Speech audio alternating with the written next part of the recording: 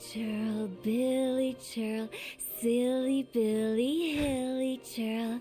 Ooh. It has to like be one of my favorite. It has to be top 5 favorite idle animations for characters in this game. Hello, baby gang. Says this is Calvin, also known as Romer, and this is Genshin Impact. Now, I don't know if this is going to be a separate video or if it's going to be added together with the last video. It depends on obviously how long the rest of this part is. But I do know that we're going to find another mage here, or at least try to look for another mage here as well. I said in the last one, or this one again, we're just going to talk about it like that, you know, I said before, I saw someone speculating about the idea of Nicole being in this game, but in a way that was like, I didn't know if they were speculating or if they were like saying that she was or something. I thought it was just going to be a voice, so if we actually see her here now, it'll be absolutely really, really incredible, honestly. It was one of those situations, as I said, where I was like, I just saw it, I was like, oh, I better not read this just in case it is not, because again, I've become trained to kind of be like, oh, I saw a name that like we haven't seen in Krai yet, let's not even talk about it. But again, I thought it could be like a possibility when I saw that thing in the menu about the witch thing. I was like, oh, so it probably is like something like she's going to have a voice here or she's going to show up and talk to us again. And I want to see that for myself if that is the case. But we might actually end up seeing another witch, which is crazy that we're getting to see all this way over here. Wait, there's like a waypoint right here. I don't know if I'm ready for that. Let's go. You know, I don't know, guys, that's so horrible. No, I can't go right on the waypoint, guys. I can't do that. My heart would not let me do it. That'd be terrifying. That'd be absolutely terrifying. Oh my god. I saw that statue over there. I was like, is that her? Okay, there's no one here right now anyway. But it's probably behind a wall anyway. Look for the mage, man. This is... Okay, there's no one here right now. Okay, that's fine. That's fine. Yeah, already the stuff with, like, Alice, like, destroyed me. The stuff now with N is going to be, like, freaking insane, right? That's... If, again, here's the thing. It might be a situation that I was right, where it is, like, a thing where, like, it's just, like, a voice talking to us or something got through, like, a flower or, like, a gramophone or a teacup or something like that. It could be. But, like, because we saw Alice already, I'm now thinking that it could be, like, a physical form. N. I think it could be. I really think it could be. Where are they going? They mentioned a mage and... a name? Yeah, and she's still floating around the place, too. This is one of the most heartbreaking things that Genshin has done. So, Mr. Varka, are you acquainted with this Nicole? Or should I call her Mage N? Not really. We've never met, though she has come up in conversation. Right. And I think that's one of the things that, like, with the Hexenzirkel, like, there's so many, like, mysterious aspects about them that even though, like, I feel like I could hang out with, like, N and Alice for, like, you know, 10 years and still not fully say I could know them fully, you know? From what I've gathered, Alice kind of took Nicole under her wing. Taught her how to speak in a more ladylike fashion. Oh? That kind of thing. Huh. Hard to imagine Alice as an etiquette coach. I mean, that's the thing is about Alice. Alice is very forward and very, like, bubbly, but she does have, like, a very, like, I don't know. I think the way she speaks is very, I wouldn't call it fancy or something. I think I call it more just, like, easy on the ears, you know? Yeah. Alice is a larger-than-life personality, I'll give you that. But then again, that's why she's able to draw such an eclectic mix of people into her inner circle. That makes perfect sense. If I remember correctly, being an interesting person is actually one of her main entry requirements. So, if you ever wanted to join the Hexenzirkel, I'm sure you'd both be eligible to apply. I'd say so at this stage too, but I love that, like, Columbina, like, is kind of like, like, listening into the conversation, like she's right there, like, you know, physically with us, you know? Hey! Don't go around making promises on Alice's behalf. Well, I think, like, I think if we said to Alice that we wanted to be, I love Paimon's angry face here. I think if we said that, like, we wanted to join the Hexenzirkel, Alice at the very least would, like, humor it for a while, for sure. I wouldn't dare. I'm just trying to paint a picture of the Hexenzirkel for you. Okay, sure. Anyway, since none of us have ever met Nicole, how are we supposed to Are find you her? joking me? We can't just go up Are to you every joking woman in sight me? and ask, hey, are you Nicole? Are you... This is how they're doing it? Just she walks up? There's no Maybe way. something she's wearing will give it away? Like a windbloom pinned to her chest or something. No. They didn't do N and Alice in one. They did clearly. They did. But that's insane. Wait a minute. Alice never said Nicole was from Mondstadt. Time out, time out, time out. Yes, Paimon, time out. Oh, true. What about a tea set? I recall that each mage has their own cup. That would be this young lady then? What? No, again, once again, defying what my expectations could be of the Hexenzirkel.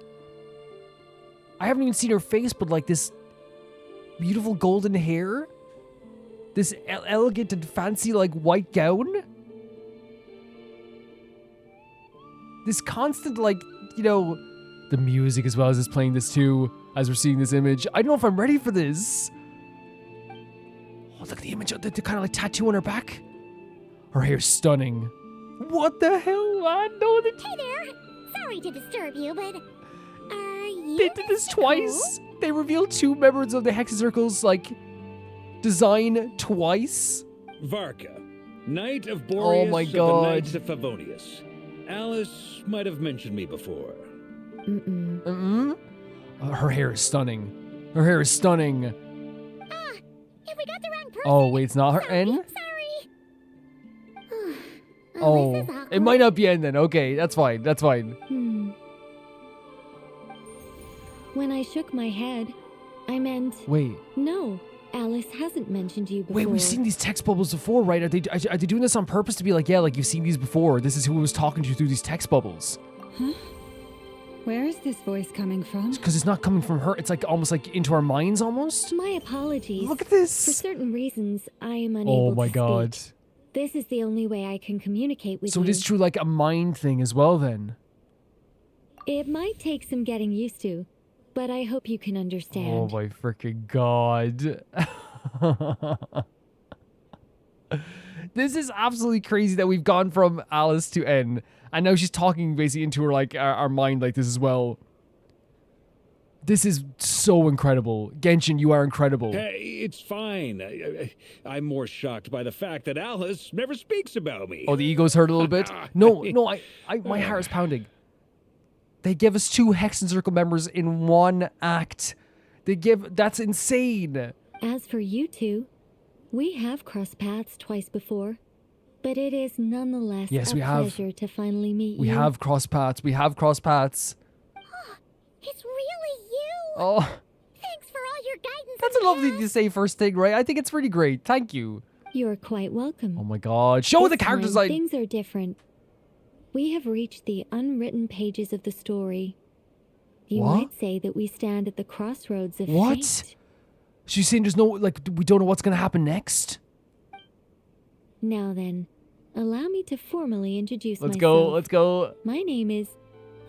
Oh my freaking God. She's a stunning character design as well. I love the kind of beret. The golden, beautiful hair. Look at the earrings even like this. They defy everything my expectations were about these characters. I thought Alice was going to be just basically like this ethereal, cloud of smoke, But actually, like, I thought that, like, N was going to be, like, this kind of darker mage. Like, maybe, like, more darker, black colors with, like, darker hair and all. It's so crazy how what the image in your head doesn't always match, but, like, I think this is such a stunning design. She even has, her face has, like, a uniqueness to it as well. Maybe it's, like, just, like, the way she's smiling as well and, like, lowering her head. So it's Nicole, the unappreciated master sculptor, the immortal literary giant, if only they'd write.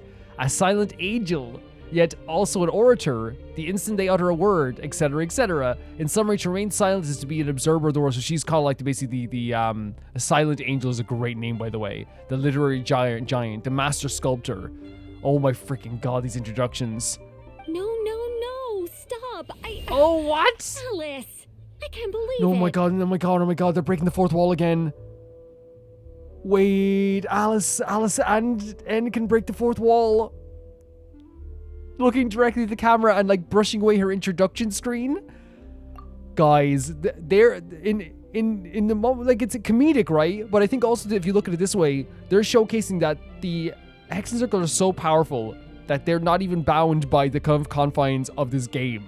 Like, they're looking to, and I love that. I love that they basically are, like, part of our world, as in Calvin also knows Romer as well, I had a whole speech prepared. I'd agonize Oh my over God. every single word. She always picks the worst Oh my moments God. to ruin other people's plans. I love that, like again, they were these such ethereal, like monumental beings, and they're showcasing like such a big personality for these witches as well.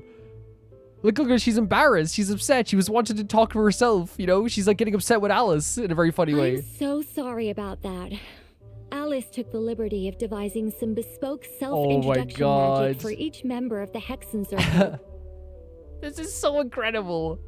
But I could have sworn I deleted all of the triggering conditions for it. Oh. How did it bypass everything?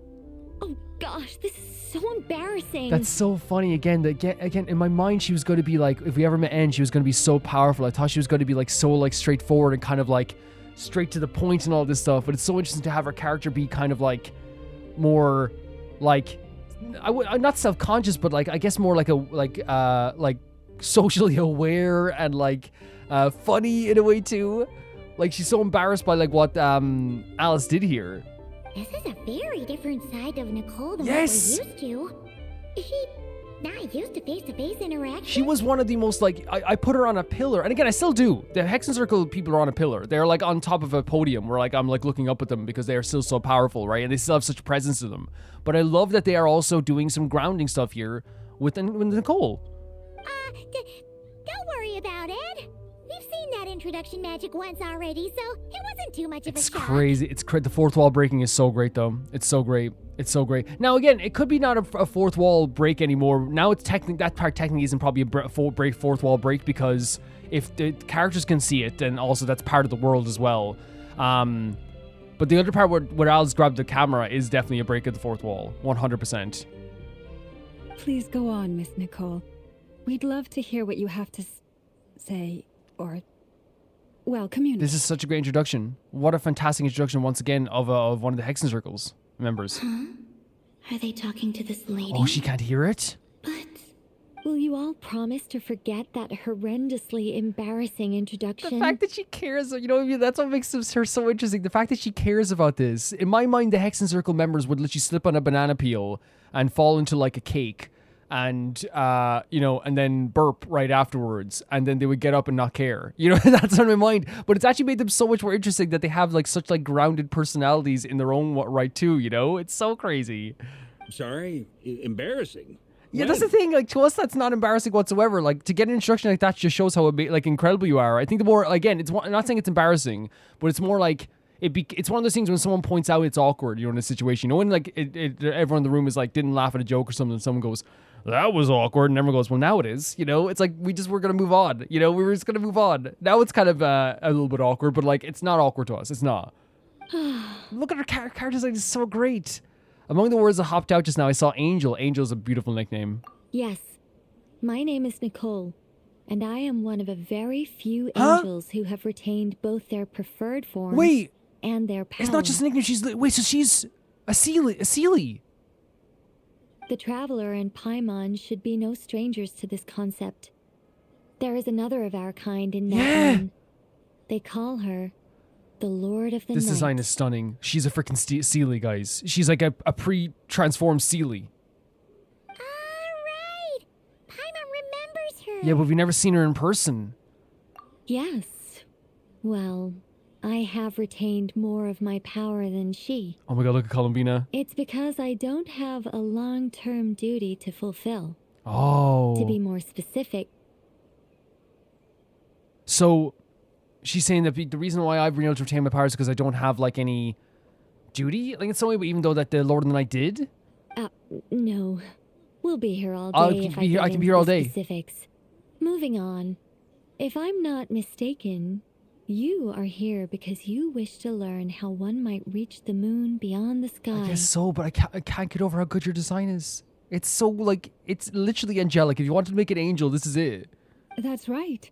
Is that something you can give us any guidance on? We're talking to like a angel right now, and we're just like, oh yeah, give us some guidance. If it was me, I'd be like on the ground, just like, please tell me more, please, begging. Yes, I do know a way. It began with the Hyperboreans, who lived after the War of Funerary Flame. Blank looks. maybe I should start with the background of the war. Oh yeah, whatever you want to do, as much as you want to explain. Her design is so like, I know what it is. There's like an angelic aspect to it, but it's also like, you know, so like the colors are so stunning. They're so like it's like, I don't know, it's a great design. It's such a great design. Or maybe not. I love the It shouldn't beret. be an issue. I'll fill in the gaps for you when we have more time. Whatever you want to do. Anyway, after that war ended, the three moons retreated to beyond the false sky. The Hyperboreans were humans I once aided. They accepted the civilization and creations bestowed upon them by the angels. These outfits as well, by the way. So unique, so different than anything we've seen here in Genshin as well. But despite accepting many blessings of the angels, many among them still held on to their faith in the moons. They were reluctant to accept the new order. Even after the war Oh of my god, funerary Columbina. flame, they sought to contact the moon goddesses beyond the sky and receive their guidance. Beautiful music, by the way. This is a very natural way of doing it, by the way. Like, it's like the way it's shot and having Columbina kind of get distracted by the animal over here as well. So, let's just make sure we're getting all this, right? Hyperboreans were humans I once aided. They accepted a civilization and created bestowed upon the angels. So angels gave them a civilization that they accepted. But despite accepting the blessings of the angels, many among them still held on to their fate in the moons instead. But because they're looking to accept a new order, and even after the war, they basically still wanted to contact the moon goddess. Okay. But all three had passed away by that point. This mage has a unique method of communicating. Is she talking about the moon? She's very much talking about the moon as well. This is such a beautifully done scene. And again, such an interesting way to shoot this, such an interesting way to compose this with all the characters here as well. Yes, but they did not know. And so, still they prayed for the moon goddess's mercy. Right, because even though they were gone at this point as well. After building titanic structures that consumed vast amounts of Kuvaki, at last they glimpsed the moons and heard their voices. But of course, they were gravely disappointed, for it was then that they realized the three moon goddesses were dead. When you put your entire faith into one thing, right? When you like, we've talked about this like many times before, like putting your entire like worldview and life into one aspect and all your eggs in one basket, and when like all those eggs fall, it's like, what do I do now? Oh, that's such a sad story. Yeah, like their faith is shook. It is. Humanity was in a very sorry state at that time. The angels who had once aided them were gone, and the war of funerary flames had left them homeless and destitute. Just a second, I gotta ask. How relevant is all this history to the task at hand? Varka, I'll be completely honest with you. I hope you're not trying to get her to move on, because I want to hear about this. Like, Well, I mean, it's... Okay. no, don't worry about it. It seems we've drifted into irrelevant Don't listen to narrative him. waters. Say what you want. Say everything you want. I can't. This is such a great design. The beret is so inspired. It's such an inspired choice. It's been a while since I've had the chance to speak inside someone's head. As soon as I got started, I lost control, and the words just flowed out like Please a keep waterfall. going. Please keep going. This episode can be 10 hours long if you want to keep saying this stuff. What I'm trying to say is... Oh my god, she gets Right. embarrassed. Yes, that's it. The relevant part is the ritual created by the Hyperboreans. Okay, but I love Varka, by the way, right? And by the way, this is quite adorable, so I love Varka. But like Varka, like, you know she gets easily embarrassed already, you know? Let her speak. She would have gotten around to it. It was interesting stuff. The fact that they bypassed the false sky and saw the true moons implies that they successfully built a connection between True. Tevat True. and the outside world. Very true, yeah. Which means, with enough Kuvaki and a sufficiently stable connection, it should be feasible to send one person over the border. And in that case, we're talking about Columbina, right? That tattoo on the back is so interesting as well. Okay, so they built some kind of portal? Oh. It's not the thing that... Yes.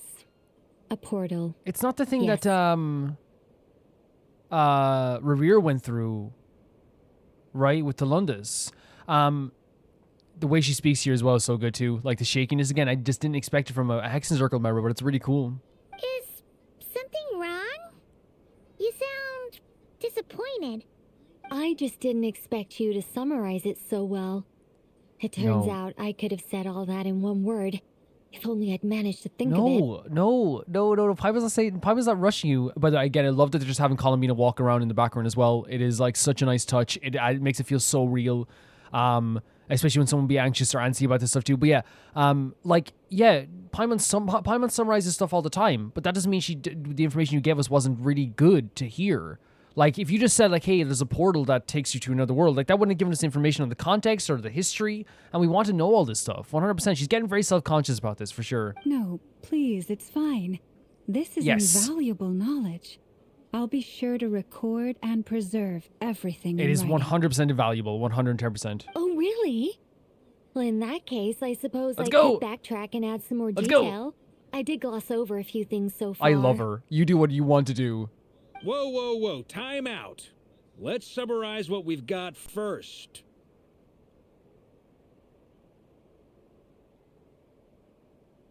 Varka. Varka, please. Varka, please.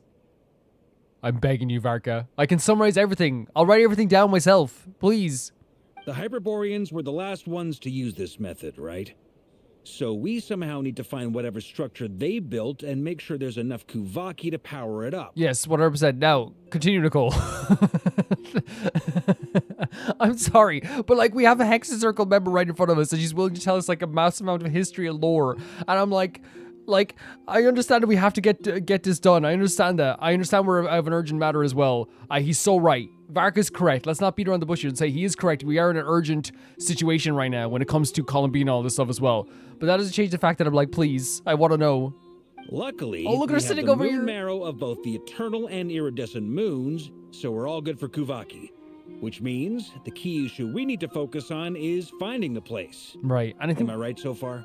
I think what's so cool about this as well, about the scene like this, is that Columbina just feels good being around people, even if she can't talk to them. I feel like that's like a feeling of introverts sometimes, and people who like have like some emotional trauma as well. The idea of like, I don't have to speak up, I don't have to talk, but like at least I'm around Ether and Lauma and Varka and Paimon. Yes. Although, I expect the structure is long gone by Stunning now. music. That beret is one of my favorite things I've ever done for a character. It is like, I need it. I need that beret.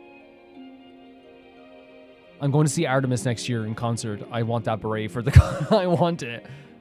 That said, what if we could take advantage of the phantoms to travel back to a time when it still existed? Wait, you can do that? Well, travel back isn't quite accurate. It's more like we'd be creating a handshake between 2 points in space. Like a small connection? We wouldn't even have to pick a time when it still existed. It could just be a time when it still appeared in phantom form via projection, or we could project our own phantoms, fold them together, and... It's okay. It's okay. It's okay. You look lost. Was that too hard to She's follow? so self-conscious about the way she speaks. Yeah, things got a little, technical there. Paimon's brain is reaching Poor capacity. Paimon. All right. Let me think about how to put this more simply. Okay, got it. Over the next few days, I'll search for phantoms that we can use. Once I find one that meets the criteria, I'll let you know and we'll regroup. No problem. By completing certain rituals, specific individuals will be able to enter the phantom and make it to the Hyperborean structure. If everything checks out and it looks feasible, we'll just need to wait for Moon Prayer Night, and we can send the Moon Goddess back home. I'm really skimping on the detail okay. here. Is this making any Her sense ears at are so all? cool too. I just noticed the pointiness of them. They're very detailed as well. Don't worry about, you're doing a fantastic job. Don't worry about it. I think so. For now, we'll just wait to Can I hear get from more of you. the history part as well while we're waiting? Can I walk with you and just talk about the history aspect? Yes. Basically, yes. I never thought we'd hear a Hexenzirkel member have a shaky voice. It's such a great detail. Great. Counting on you.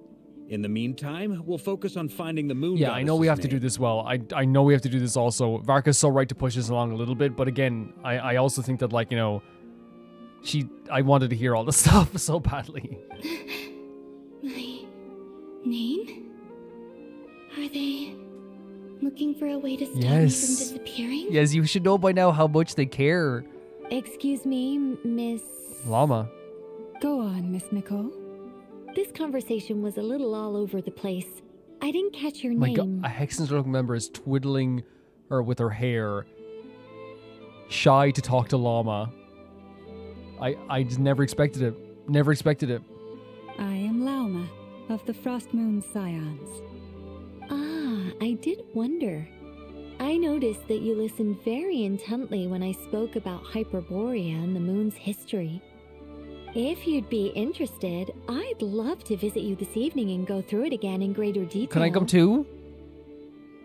Also, if you were serious about making a record, it would be too risky to simply write down the raw details as is. I would suggest some tweaks. Maybe rewrite the stories as fairy tales or fables, perhaps even prayers. That makes sense. I guess making it kind of like more about parables and poems. Yeah, okay. Anyway, we can cross that bridge when we come to it. So, see you later then? Oh, and no need to prepare anything. Just a cup of tea will do. Again, they love the tea parties. See ya! I think she wants me to walk with her. She seems friendly. She's very friendly. It's just... Very self-conscious, though. It's so nice to find someone who's actually willing to Oh. listen. I've been dying for a chance to finally go through all this systematically from start to finish. That's so sweet. Any longer and I'd probably start forgetting She's like, it. look at, oh my God, by the way, Columbina kicking stones in the back as well. It's such like, again, a normal animation. But like it's obviously people at the Hexenzirkel table don't like listening to her ramblings, or maybe they're just like, oh, not again, you know? So she's finding people to actually listen to her now. Now Paimon gets why Alice told us to mind our heads. Oh, that's what she meant? Like, hey, she's going to talk so much? I don't mind people that talk so much. I really don't. Everyone's like, Calvin, that's because that's you. That's you that talks so much. Yeah, honestly. But honestly, like, I sometimes if I'm like really tired, having that person in your friend group who just like talks a lot, great stuff, you know? Keep the conversation flowing without actually having to like worry about, you know, you keeping it going. What did I tell you? A lot of quirky people in Alice's orbit. 100%. Now then, the next order of business is, where do we start looking for This the is going to be a moon really goddess's interesting aspect, name? isn't it? Maybe the rest of what Nicole has to say might give us some clues. Once I've heard her out, I'll summarize the salient points and share them with you all. I'm also inclined to review our other documents. Yes, our faith was first established by our Hyperborean ancestors, but many of the more factually accurate records are from after Kuthar's birth. I have a hunch that the Fatui might know something too. Sounds like we're gonna follow Columbina's journey through That's actually a Tibet, really huh? cool idea, isn't it? In that case, we'll start by heading to the Frost Moon Enclave. 100%. Sounds like a plan. Take this with you. I'll see about getting in touch with the Fatui. It'll probably just be Arlecchino and Just? Centroni again. They're the only ones who would want to help. That's not true, by the way. Tartaglia would want to help if he knew it was us. You know what I mean? If he knew it was us, he would want to help. And if Capitano was around, he would want to help as well. 100%. And I think just out of curiosity, the other Fatui members, if they knew the Traveler was involved, I think they would also like want to get involved too. I think 100% they would. Thank you, Mr. Varka. I think like you know, I don't know much about these characters at all. I know like about all the other Fatui members, but I do think there's at least one or Fatui member that we like, oh, the Traveler. Okay, let's talk. You know? Don't mention it. Honestly, I'm more comfortable dealing with the Fatui than prying into the details of a young lady's childhood. He's like, I don't like Catch you listening later. to people. I don't like hearing people talking.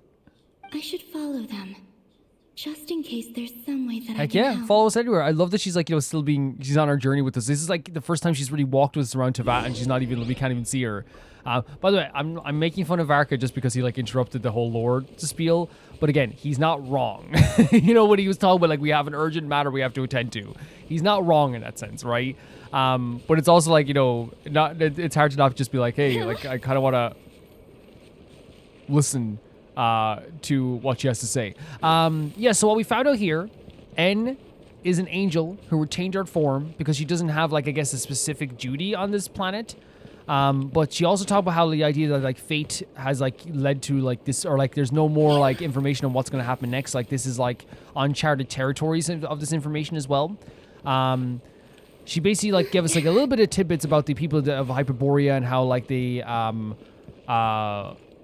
they worshipped the moon, but they were given power by the angels, and the people that still worship the moon found out that basically the moons were gone after the funerary flame war, and it basically devastated them at that point too.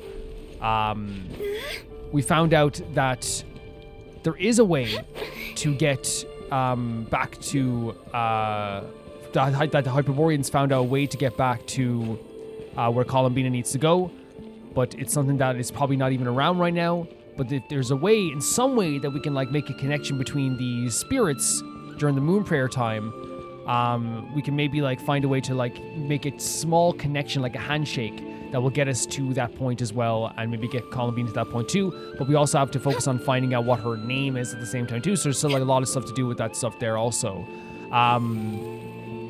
There's a lot of like really like heavy lore implications here as well, and like in terms of like, you know, whether it's either angels or whether it's like the Hyperboreans and their belief in the moon goddess, and like their faith being shook about the moon goddess, the angels offering help after the funerary flame war, all this stuff, and obviously the angels not being around anymore really to help in that way too. But one thing that you guys know, like I don't mind like, you know, lore at all, but like characters are what's my favorite thing about Genshin, always will be. And the character of N showing up at this time was such a big surprise to from what I was expecting. And I love that, like, you know, with the Alice introduction, like her character kind of was exactly what I expected like her character would be, you know, in terms of being like, so like there's some unexpected aspects, but like she's so bubbly and charismatic and very like, in a way, kind of like very intimidating still in that way. But with N, I think what's so great about it is because we've only talked to N a few times, we had this perception in our head, and I'm glad Paimon said the same thing. We thought she was going to be more serious, because every time she talked to us, she was very succinct and very, like, straightforward, and yeah, she did some riddles, but there was also, like, a thing where, like, she was just trying to help. Now, when we talk to her, you can see, like, she's, like, a really self-conscious character. She's a character that, like, maybe, like, struggles to truly believe in what she says, not because, like, what she said isn't great and you don't want to hear it, it's because clearly, like, she talks a lot, and I think it's a really great detail to have a character that physically can't speak, being the one that talks the most at the tea parties, and to the point that like Alice, like, you know, that she knows that the other Hexenzirkel members get a little bit annoyed by her, which, like, you know what, like, I think she should talk as much as she wants, you know, but she has this like very self-conscious attitude. She's very like, she's a sweet character as well. She's very funny and kind of like adorable at times too. Just not what I was expecting. I think honestly, like, what has happened with the Hexenzirkel members, the ones they've revealed so far to us physically in terms of Alice and N, is that they've kind of like brought them to Earth in a way that makes you like talk to them as people, while also at the same time too not sacrificing any of the presence that they have. Because even as I was talking to N, yes, she's like way more grounded. Yes, she's a person that I could actually like talk to and I enjoy talking to. But I think you guys would agree as well that she still has that thing where it's like, this is, you know, we know how powerful she is. She's talking about all this history. She has this like amazing knowledge, like this, as you know, she's like an observer of this world. She has so much knowledge of the history of this world. She's an angel, literally. It's like, that's a powerful being still. So they're not sacrificing the presence of the Hexenzirkel and the energy the Hexenzirkel gives, but they are adding layers to their characters that make them more grounded and more, making them easier to connect with, I guess. Also, people have been sharing their YouTube recaps of me, saying that I'm in like a lot of people's 1, 2s, and 3s. Thank you so much. But honestly, I think me uploading so many videos and such long videos stuffs the ballot box. So while I'm like, yeah, I'm people's most liked, but I also think like I upload so much that like it's equivalent to me like getting a bunch of ballots and stuff in it, you know? Like honestly. But thank you so much. That pertain to Kutar. What you see here is the material I consider reliable. Okay, fantastic information. But yeah, just to put a pin in that, thank you so much. It means the world to me seeing all that. Obviously, I'm joking about the stuff in the ballots thing, but I think it was just a funny joke. I appreciate you so much. You're saying there's unreliable material too? Interesting way to put it. Yes. Most of the information we have was transmitted through an oral tradition, Inevitably, some of her stories were mythologized and deified over the years through countless retellings. That's happens. why I organized them into reliable and unreliable. This happens with any religious figure, 100%. I think we talked about like previously, like in the last episode. Maybe it was the last episode we talked about it. Or no, maybe I think it was actually I talked about Ace Attorney. Sorry guys, but I talked about how like Jesus was like a real person, but like he just in my personal belief, like I'm not religious, so like I don't see him as like a deity or something like that. But like he was a real person. But like over the years, like people's recounts of who he was and what he did has been deified. In some cases, like is it reliable or is it unreliable? This happens to any figure throughout history. Even not even just like a deity or a god. It's also like political figures get, look up like people who are biased in favor of like Winston Churchill. Like you'll see like what they write about Winston Churchill. Some people write about him dodging bullets like the speed of light. It's like they will. Not all information is reliable. There's no sense seeking answers in history unless we can ensure the veracity of the historical record. 110%. Makes sense. All right, let's take a look through. The way they're doing Columbina's stuff here, the way she's just like slowly, trailing around as she's sitting down, she's kicking rocks. It's like such a natural way of doing this. Clear and concise would be one way to describe the writing style of these historical records, but you could just easily describe them as terse and dry. And since Lauma already knows the material like the back of her hand, the quest to find any new information in these texts is tough going. Almost all these records refer You to see what I mean? She's sitting down here. Columbina. Although neither of those is her real name. Paimon's not sure what point she's trying to make.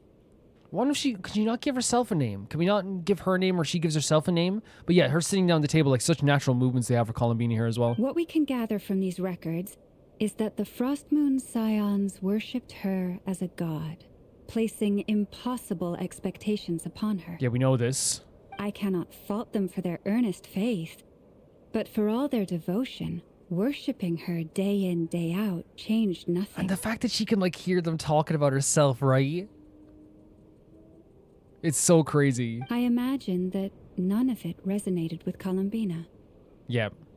It wouldn't surprise me if, even back then, she had already begun to reject the name Kutar and everything it represented. That makes so much sense. The same way, like, in a way, and that's what's so hard about, like, calling her, I think, calling her a Columbina or the damsel and all this stuff, too, is that it's, like, it's also the name that the Fatui that she rejected as well, in a way, Lauma speaks the truth. Yeah. When I heard them call upon Kutar with hope and expectation in their voices, they may as well have been calling upon somebody else. Wow. So she rejected their notions of their greed and like them wanting something out of her and always worshipping her so much that she already at that point was like, I'm not Kutar. That name no longer defines me even as you're saying it. Even in that moment. When you were organizing these texts, what criteria did you use? Well, that's a bit complicated. I looked at the level of detail, perceived authenticity, prose style,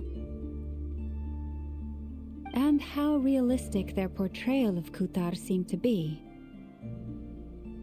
Amongst the Frostmoon Scions of today, only I know of her existence. Okay. And I alone have spoken to her face to face. As such, I know that there are certain things she simply would never do. That's interesting. Are we saying that maybe there's a chance that the Traveler could find some different information? Because the Traveler's gotten to know her, like, really personally. That being said, I have sensed some changes in her lately. Changes? Me? You think you had some changes? You have definitely changed in terms of the way you open up to people as well. She's such an adorable character as well, isn't she? Seems like this is getting us nowhere.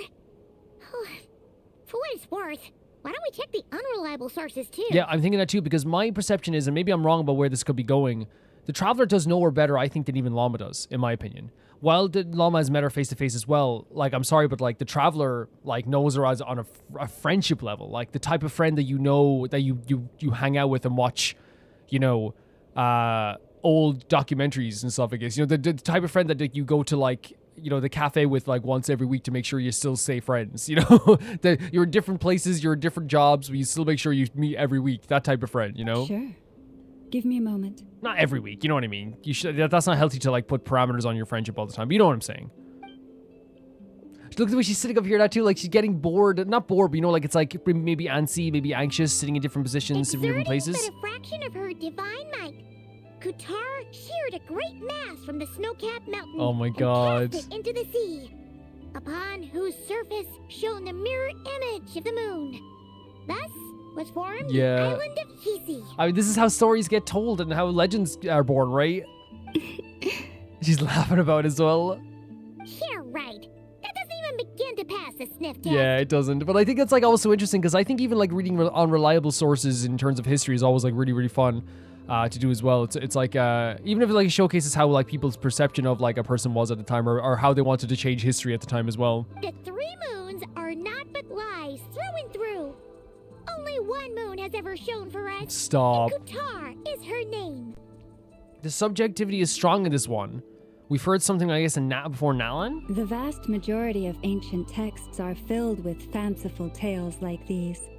I trust you understand my criteria a little better now. Well, no. I hope you don't see as the traveler being like, your idea was dumb. Like, no, I think it's just like it was a good idea to read the unreliable stuff as well. Kutar did not speak, merely gazing into the distance in silence.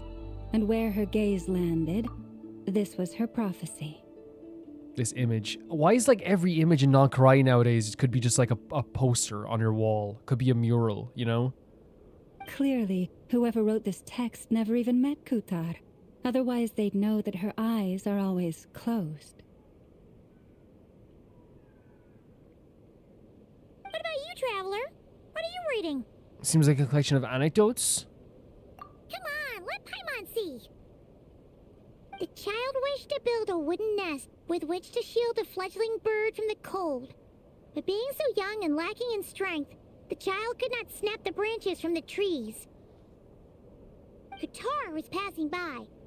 Upon seeing the child, she summoned forth the Kuhenki, who built a beautiful nest for the child. They're doing a really good job of like relating to actual biblical stuff in real life, even if some of this stuff, you know, could be like realistic. You know, it's like the way people praise their gods or the people that they worship.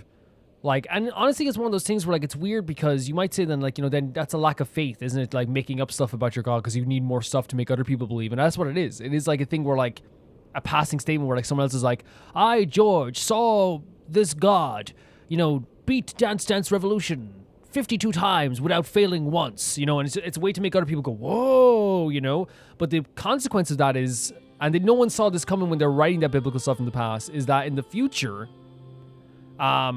all of that stuff is basically like, even like, I remember even like, you know, my religion teacher in school, when we did religion.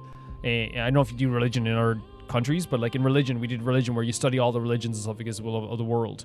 I remember like even like our teacher at that point, when I was younger, being like, yeah, you don't take these as real. You take these as kind of like stories or anecdotes that are made to kind of like reinforce your idea of like what they could do and stuff, I guess, as well. And what's so interesting about hearing this was like, it's like you can say that now because I think a lot of people realize how silly some of the stories were, but like people wrote these as to make people believe at one point. You know, like they didn't write these as anecdotes or like stories that they were telling that there was like fiction. They wanted people to believe this stuff, and people want people to believe this stuff about Columbina. But again, the consequence is as time goes on, someone will read them from the future and be like, this doesn't make any sense, you know? But this one's real. This one's real then. You see? Okay, there we go. And I'm glad I said at the start of this, like, this one could be real. You know what I mean? So this one is real, yeah. But okay, yeah, that's actually really cool. This one's real. Not knowing the meaning of Kutar's divine intervention, the child dared not to respond. So some of the unreliable And stuff thus is real. Ran home to call their parents. But Kutar was gone. Yeah, so this one is real. That's great. That's absolutely great. Like, because I mean, some of the unreliable stuff is reliable. But yeah, there's one of those things where like with religion, like that happens is like some of the stories might be true. Some of the stories might, again, as I said, like, you know, there's characters throughout history that are seen as deities that are actually just ordinary people. And some of the historical ideas of them being around and stuff, I guess, might be true. But then other stuff has become so crazy that at the time they wrote it to be kind of like true, but now people look at it in modern times and it's a consequence where people look and go like, how does that make any sense, you know? But in this case, this could definitely have been a thing that happened. You know what I mean? Kutar, you know, fixing a nest. Yeah, 100%. The moon chanter declared the event a miracle and took the nest as a relic, placing it on high for all to see. What? The child was named as one favored by the goddess. And Wow. was greatly respected amongst the people. They took that very far afterwards. Yet, no further miracles were bestowed, and this matter was forgotten in but a few years. Because nothing else was done after that? Huh. Any thoughts after reading If that? it's true, it gives off a somewhat loathsome feeling. What, the fact that they went back to find her and she was gone? Yeah. Columbina probably just wanted to join the kid in That's such a making good way to nests. put it as well. She walked by, saw someone like making a nest and was like, I'll help, you know? Like, I think that's such a good idea. Look, she's looking at the nest up there now as well. Like, and that's probably what Columbina would do. It's like, okay, I'll help out, but I don't want this to be seen as some, like, godly act. But that's what happened. She made a nest, probably helped a kid, and everyone's like, oh my god, the great nest! It kind of reminds you of Life of Brian, right? You know, the Monty Python movie where it's like, you know, everything he does, like, the royal, was it like the heavenly shoe, Brian's shoe? You know, everything about them becomes, like, heavenly and godly, you know? Ah. I'd originally considered this a fabrication, because Kuthar did not perform any similar actions in I think that's the issue records. here, is that Columbina's not a character who, like, is going to just keep doing the same thing over and over again. She did it because she wanted to. I think that's one of the problems, and it's not Lauma's fault. I think focusing too much on the biblical actions and the subsequent actions that could come after this is not what you know, because again, if you're looking at a religious figure, you look at someone healing someone.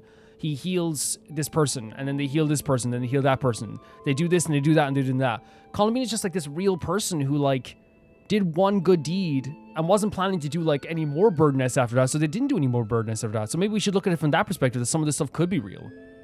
But now that I think about it, it does seem like something Columbina would do.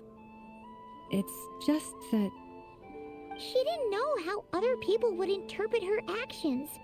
She was probably worried about making Yes. things difficult for people. And so, she gradually Man, started joining in. that's a big deal. The idea of, like, all that pressure, like, oh, you mean I fix a bird nest and it becomes a biblical thing? I'm not doing that again, you know? Some people, especially like for an introverted person who doesn't know their place in the world, you mean, like, I just fixed this bird nest, did something that I found very fun and very beautiful, and now you're telling me that, like, they see it as, like, this big, like, biblical moment in their life. I don't want it to be perceived like that. Yes. Oh, that's She so wasn't even allowed to sad. join. She found something. She just wanted to help a kid make a bird nest, and it was seen as, like, something way bigger than it was. I can totally understand why that pressure would be so big. Oh, Columbina. They're doing her animations here and her movements here so naturally. The animals can censor. The animals can definitely censor. And now, I can make no such gestures of warmth, even if I want Don't. to. No, we're gonna help you. We are going to help you. We're definitely going to help you.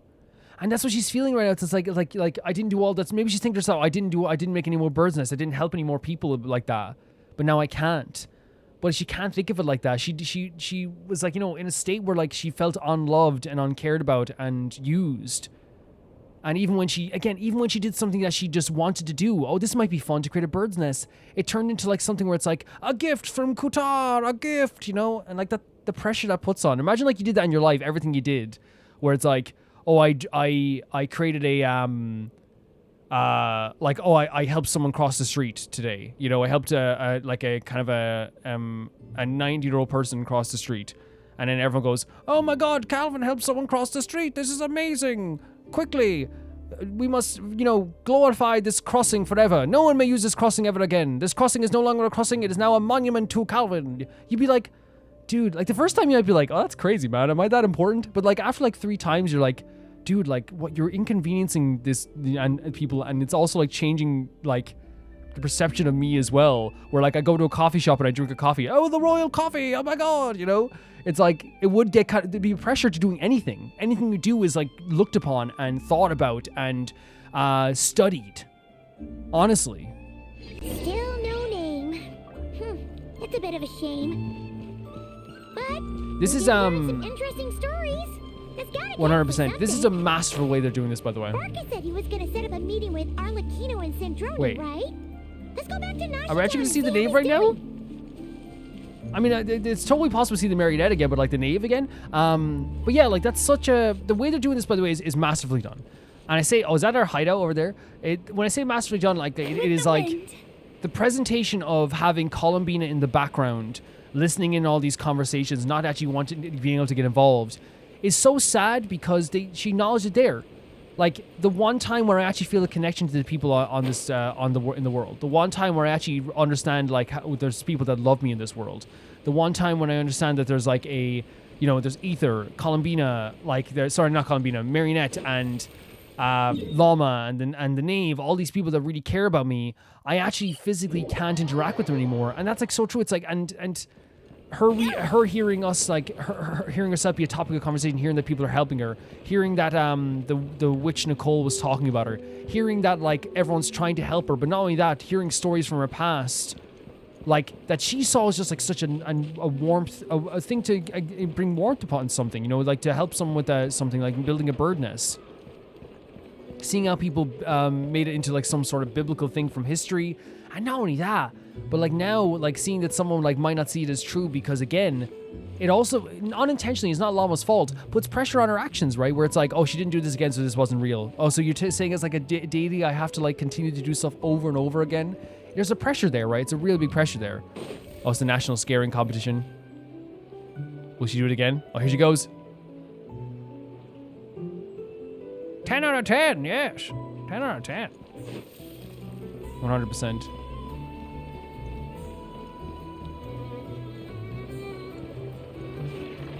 Oh, there's Albedo and Duran as well. And there's Columbina. The way they're doing her movements is so natural. Oh, and it's Duran and Albedo too. Talk about coincidences, we meet again. Yeah, this is pretty much the same place we bumped into each other last time. Kind of? At the entrance to Nashi Town, right? I convinced them to stick around a little longer. We were all waiting on people, so I figured having a little company would help pass Not the a bad time. idea. Ah, so you've been waiting for us? Does this mean that you've already arranged things with If this is the case, Tatsui? it's going to be so freaking interesting, isn't it?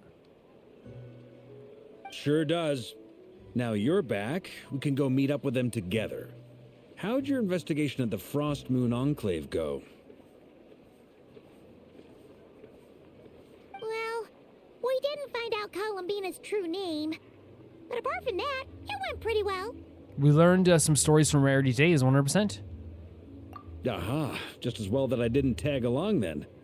I'm sure our moon goddess wouldn't want every man and his dog knowing all about her private life. Still, desperate times, desperate measures, I guess. Someone had to do it. So, Yeah, Virgil she's is just in the waiting frame on us. again. But what about you two? Are you waiting for Alice? Oh no, we already met Wait, with her. like, why are you talking about this so casually? Why is everyone so casual about this? Why are you so casual about this? We discussed that experiment I mentioned to you last time. Oh, and she also handed me this communication device. Oh, I sure saw one of these back in the Golden Apple Archipelago. That's right. That's right. I understand she informed you about the relationship between the phantom phenomena and Tavak's Yes. borders, yes? She wants me to help her with some more experiments on sure. that front. She said that she'll contact me through this device with more information. Ah, I see. Following instructions and making observations. Pretty common research method. Takes me right back to Yeah, we're so lucky to have Albedo's lab. Albedo with us right now. We really are. Wait, then who exactly are you meeting? Someone you know. Albedo's met him too. But I don't think Miss Lauma or the Grand Master have been Who's introduced. this? Introductions are overrated, Oh, especially in cases No. like this. we suspected that he might come after the conversation in the last event. We knew he wasn't Nod Krai. But I didn't think he'd show up like this. Like, there was no way he wasn't going to be a Nod Krai, right? There was no way he wasn't. Because, like, they wouldn't say he was there if he wasn't going to show up. But, Jesus Christ, I was caught off guard there. Oh, my freaking God. Oh, it's been so long. It's been so freaking long. Introductions are overrated, especially in cases like this. You tell him, Vaan. Oh my God. Like, legitimately, like, when we did the last quest, my theory was that that Vaan was coming here to stop Dottore. That was my theory from the last quest. You can go back and watch the video where I did the event, and there's a conversation that they have together, a bunch of characters to talk about Hack Guy, that he's in Nod Krai now. So there's no way he wasn't going to be here, right? But, like, still, I didn't expect it to be this exact moment, right? 100%. It's you. So, it's not like the academia has prohibitions against going abroad. Also, Oh, I he applied, applied for leave. He's doing everything by the book, you know? Oh my god, it's so good to see you again. I've been writing to Hack Hack Guy since obtaining a human form. I've already brought him up to speed on everything that's been going on. By the way, this is what I said. I wanted this. I knew they still had a connection. You know what I mean? He's been writing to him all the freaking time, of course. Hat Oh, you... Okay, Varka, Lauma, I need you to understand something. In terms of... Honestly, this is breaking the fourth wall a bit, but yeah, in terms of characters who have, like, the best stories in Genshin and have the most, like, dimensional character traits and one of the most interestingly written characters in the history of Genshin, like, top 3, easily. Easily. No, we have a growling Vaan right now. Turns out, I actually have heard that name before. Oh? Then why did you react the same Just way want to I be part of did? something? I only knew the name. my god. Not the fella. But since we're all here, let's do some introductions for what it's worth. I'm Varka, Grand Master of the Knights of This Favonius. is so freaking good. This is so freaking good. Just to see Vaan, like, it was already weird seeing Albedo and not Krai, but now seeing Vaan here is just so crazy. Lauma, Moon Chanter of the Frost Moon Scions. And I'm a Drioche from the Vahumana Darshan of the Sumero Academia. Hack Guy. The way he said Hack Guy. By the way, the full introduction as well, by the way. And I'm a Drioche from the Vahumana Darshan of the Sumero Academia. Hack Guy. Guy. Have I forgotten what a Drioche is? Is that his title at the Is that the title of something at the academia? By the way, this is 100% a showcase of his how he's changed as a character. Listen to this. And I'm a Drioche from the Vahumana Darshan of the Sumero Academia. Like he's like he Guy. almost accepted his nickname, like even though he didn't want to accept it at first. Good to see you again, Mr. Mr. Guy. I believe we last saw each other. This is one of the craziest acts ever. It really is. So they came to not cry together, and he didn't say anything. Well, I guess I don't know. Albedo not saying something about that is actually like does make sense. Albedo could literally be on a boat. I feel like with like every Mondstadt character on the way here, and he might only reference one of them just because again he's like very efficient with his words. He'd be like, "Oh yeah, by the way, I came here with like Jean, but he was actually on a boat with like Kaya, Diluc, Klee, everyone." Mind you, the only reason I came here is because there's someone Is I that want to look Dottore? into. Is that Dottore? Who's that? Did I get it right? Yes. The Doctor, also known as Dottore. Kill him! Harbingers. Kill him, Vaan! Kill him! Kill him now! Oh my god. I've talked about before my dream ending for the Doctor, by the way, is there's a big battle. It's a massive battle, and the Doctor somehow is on the wrong side, not somehow, the wrong side of stuff, right? And, like, Kale has a chance to kill him. But then they do this, like, they do this thing in the story where they go, like, Kale, you don't have to do this. We don't want you to kill somebody. We don't want you to be able to have to do this. But then as Kale, like, puts down her bow, you hear, like, a noise, and in comes, like, the stomp of Vaan, and he just destroys him. Because, again, if there's two people that deserve to be the ones that end him, it's Kale and Vaan. Like, and there's lots of other people that don't like him as well, by the way. But this confirms, by the way, and I've said, oh my god, I've said this for 2 years as well, guys. I'm not saying I predicted things. I want to make that clear. It's not what I'm saying a prediction. It's just my feelings. For 2 years, I've said, I've said it like, I haven't said it, I don't think I said it a lot in the videos, but I've said it like on like, you know, socials or whatever like that as well. But I've talked about the Harbingers and how like, I really feel like, just in passing comments, like, I really feel like I would lose respect for like a lot of the Harbingers if they like, you know, worked with Dottore in such a very open way, right? But we found out like last act that like the Marionette and the Knave freaking hate him. They hate him as well. They despise this guy, you know? Kill him, Vaan. I support it. Kill him.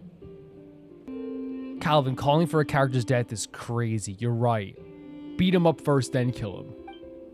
Just as I thought. Yeah, 100%. Again, this isn't... I'm not trying to give myself... Because I think everyone thought this as well. I'm not trying to give myself points to be like, I said that that's what I think he's going to be here for. It was very clear that, like if Vaughn's going to come to a place like Nod Krai, and he heard that the Doctor's here too, just like we did, it would make sense that he's after the Doctor. From the tone of your voice, it sounds like there's bad blood between you. The Doctor manipulated Vaan to the point that when he figured out the truth, he never wanted to even exist ever again. he wanted to cease his existence from life. I was reviewing our archives and noticed that a lot of information about him was missing. What? Left a bad taste in my mouth. That's all there is to it. He's like, more people should freaking know about this. I'm gonna find him. Dottore, or Zondik. Zondik, they as said he it. was Oh my then god. known. Once studied at the academia, but he got kicked out before he could graduate. They put that event there 100% as a lead into this. That last event, 100%. Zondik, I've heard the name before, back in the ruins with the Ibis King. Yes, man, the student, was that was the doctor, yeah. And what's so interesting is that, like, I didn't realize it was the doctor in the moment, but like a lot of you guys did. But it was definitely the doctor in the moment there as well. So the Harbinger's #2 man is a college dropout? Jesus, Vark, I actually love it. How embarrassing for them. I want to say this right now. If you're a college dropout, don't worry about it. Life goes in different ways for other people, right? We can laugh at the Tory for being an idiot, right? We can laugh at him for being evil. I ain't laughing at him for a college dropout. You know what I mean? Now, in the way he dropped out of college is more like he probably did something horrible. That's different. You know what I mean? If you dropped out of college, maybe it wasn't for you. Last we heard, he was planning something. We actually heard that a few times before, even coming to Krai. But we haven't seen a trace of him since we got here. I can't believe we got Vaan, Nicole, and Alice in one mission. It's crazy. He only appears when something interests him. For all we know, he might have left already. Yeah, he sucks. The doctor sucks. But the fact he did something here at all is worth noting. It'll fill a couple extra lines in his file. I love that he's being like a little documentarian now, you know? Why does it sound less like a file you're writing and more like a criminal record? Because he is a bad criminal. Anyway, we were just about to meet 2 of the other Harbingers. Want to come along? You might learn a thing or two about him there. Okay, Vark could give an invitation. Look how much taller he is. Sure. Oh my god, Vaan. Even though they're Harbingers, well, they're old acquaintances of ours, so, you know, when you talk to them, try to be... Oh my god, why didn't it click with me? Why didn't it click with me? Why didn't it click with me? Why didn't it click with me? I think I was just so caught up in the moment. He's gonna meet the other Harbingers. Why didn't it click with me? Why didn't it click with me? And Vaan, you act however you want in front of the other Harbingers. I got it. You act whatever way you want. Whatever way you want, buddy. The Frost Moon Scion's relations Oh with my the God. Fatui remain tense. Forgive me if I do not Oh no, that's attend. perfectly fine. That's perfectly fine. But like, this is crazy that Vaughn's gonna talk to the other Harbingers. In that case, we'll continue assisting Miss Alice with her experiments. Good stuff. Everyone's having a Oh fruitful my time. god. All right, we better get going. Whew. I'll lead the way. This is crazy, man. And now, like, if Vaughn actually gets to meet... What? You okay? Hey, Vaughn? Oh god, what's happening? He says, are you here for revenge? I'm here to support your revenge. Well, yeah, that's obviously part of it. But I'm not the only one who has a score to settle with him. Very true. Everyone hates this guy. Neither you, nor Lesser Lord Kusanali, nor I want to see him meddling with things again. Oh my god, fair enough. One other thing when we were trying to talk about Columbina, like how much of growth he has as well, by the way, to have him be like, it's not just me, I'm doing this for Nahida as well, and you, right? And obviously he probably doesn't know Krai as much as well, but like he's like, I'm doing it for not just me. Nobody wants this to happen again. He's like, my mother doesn't like him either. He was disrespectful to my mother, Nahida. You better watch out. What's the hurry? Dude, he doesn't know what's happening. This music as well. Don't worry. Pigeons always know which way home is. Vaughn. After what the hell? Why did that make me tear up a bit? Oh my freaking god. Are you serious? You made it. Who is this? Oh yes, they don't know. Oh my god. I forgot. They don't know him. He was erased, right? A scholar from Sumeru. They call him... Oh my that guy. god. He's an old friend of the Travelers. Because he was erased from people's oh my god. Oh, there's so much information to retain sometimes. I thought this was gonna be like a reunion, but like obviously like I wish you could see like an alternate reality where like they're like, oh my god, it's you, you know? But that line from Vaan, by the way, is totally like a comforting thing, right? Like, and sometimes he doesn't like to admit that he's comforting sometimes, but he was like, she'll find her way home. She will find her way home. So beautiful, man. Oh my god. Wait, this is the academia representative you wrote about? He doesn't exactly look the part. Oh, he's very smart. He's so smart. And he's so gentle and kind. I believe this will prove my identity. Oh my god. You'll notice it bears the seal of the Sanctuary of Surasthana. This music, man. Like, Vaan just being like, this is my ID. Take this. You believe me now? Well, what do you know? So it does. All right then. My mistake. We're in a scene where Vaan is here. Where Columbina... Sorry, not... Well, Columbina is here. Where the knave is here. And the marionette is here. It's fine. Is Columbine here? I expected as much. What? Because he knows you. So as I mentioned in my letter, the Academia's got its eyes on Dottore. But this matter remains top secret. Apart from those assisting in the investigation, the fewer people who know, the better.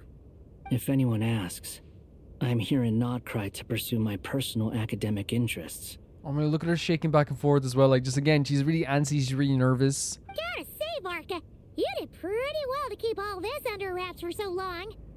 Sounds like you got in touch with the Academia about this way back. Yeah.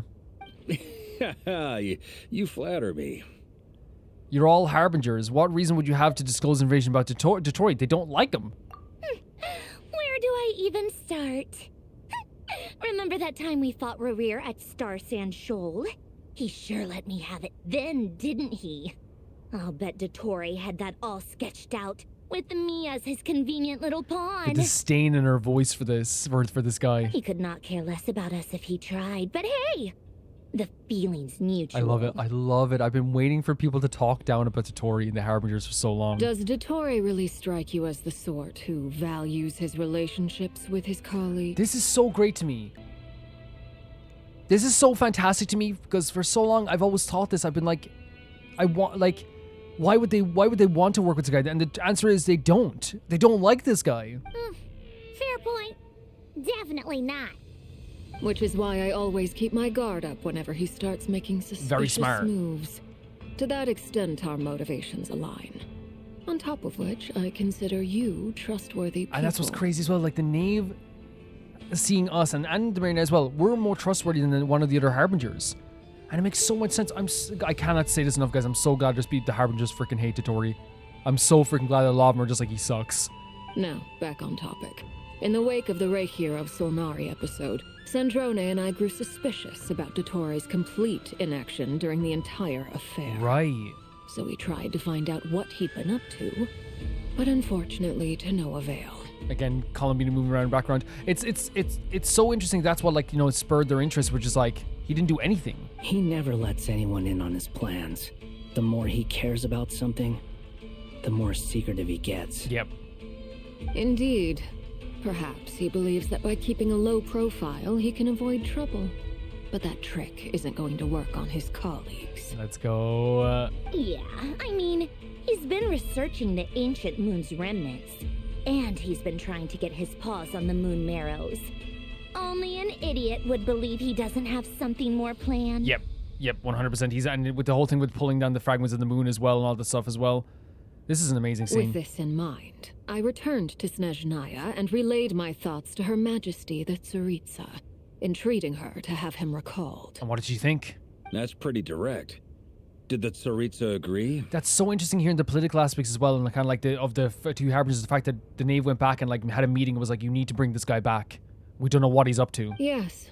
I made it abundantly clear that the Fatui's business in Krai is almost concluded, and we do not need 3 Harbingers in this territory. Yeah. Her Majesty concurred. That's so amazing. The Tsaritsa was like, yeah, that makes sense. Bring Dottore back. Dottore's not allowed to be there anymore. So Dottore, if he stays here, right, that means he's going against the Tsaritsa. Accordingly, Dottore has returned at her orders. He has returned. I imagine he is continuing with experiments, which no one besides he would ever have any interest in. Yeah, because I don't think he would go against the Tsaritsa, honestly. Common sense might mean nothing to him, but he's not stupid. I agree.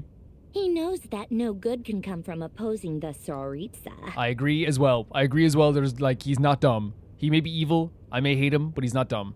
Smarts alone won't get him all the way. He needs the Rooster's resources and Regrator's Mora, both of which the Tsaritsa can strip from him by waggling a finger. So we have other Harbingers that will 100% will work with Dottore, no matter, like, and give him resources. That's interesting to know as well. But I'm glad the ones that we like so far are the ones that are like, hey, he's not really that cool. You know what I mean? But yeah, interesting that, like, yeah, he needs, like, these resources, and the Tsaritsa can literally just be like, yeah, stop all that. Because while the Tsaritsa lets you do your own personal interest and she lets you do all stuff, as soon as it interferes with, like, her stuff and interferes with the mission, she's like, no more. But doesn't he have a track record of publicly following orders while going against them in private? He probably has it down to a fine art by now. And there's one person to know this, it's Vaan. Wouldn't put it past him. We worked together on a research project once.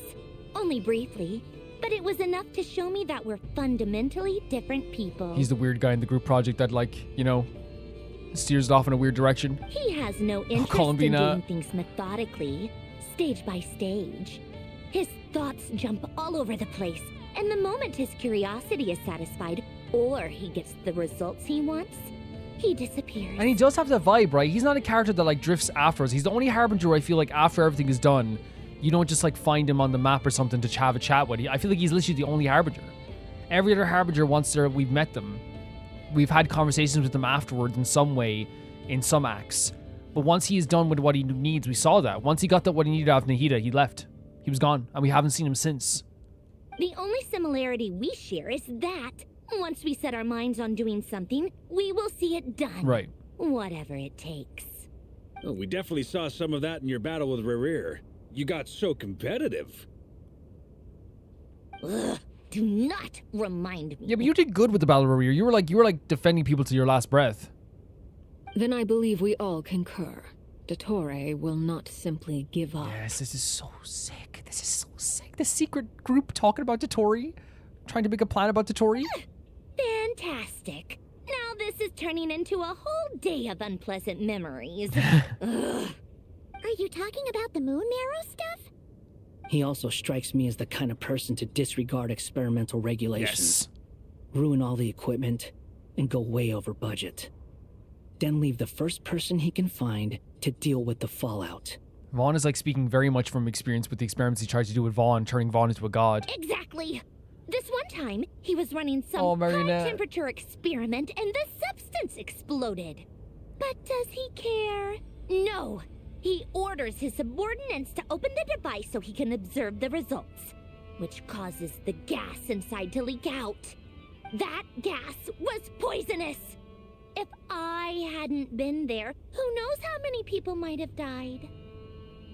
And after all that, he left. Oh my god. I was still cleaning up after his mess.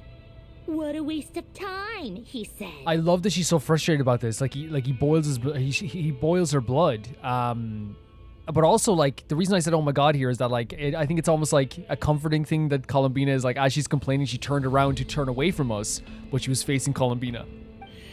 Waste of time. Oh. The nerve.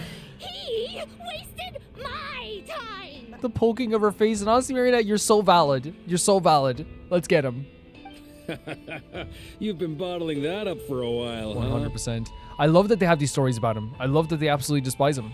Hat guy, I must say, you seem awfully familiar with internal Fatui affairs, especially when it comes to Dottore. Yeah.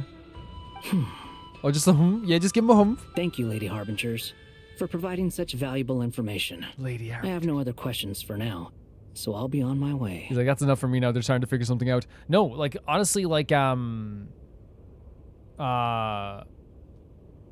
really fantastic scene. A really fantastic scene. Wait, what? You're just gonna leave? He's got the information he needed. You're welcome to join if you want. He's like, come and hang out if you want. I don't care. Ugh. Just when Paimon thought he'd finally mellowed I don't want out. to mellow fully. I like his, like, temperamental attitude sometimes. But I think that's, like, a big change in Vaan as well, by the way. That Vaan would be like, you know, like, when we first met Vaan, he'd be like, just leave me alone, you know? Or, like, he would attack us or something. Now Vaan is, like, doing a very subtle, like, hey, you can hang out if you want. I don't mind. You know that friend that's like, hey, you heading to the shop? Can I go too?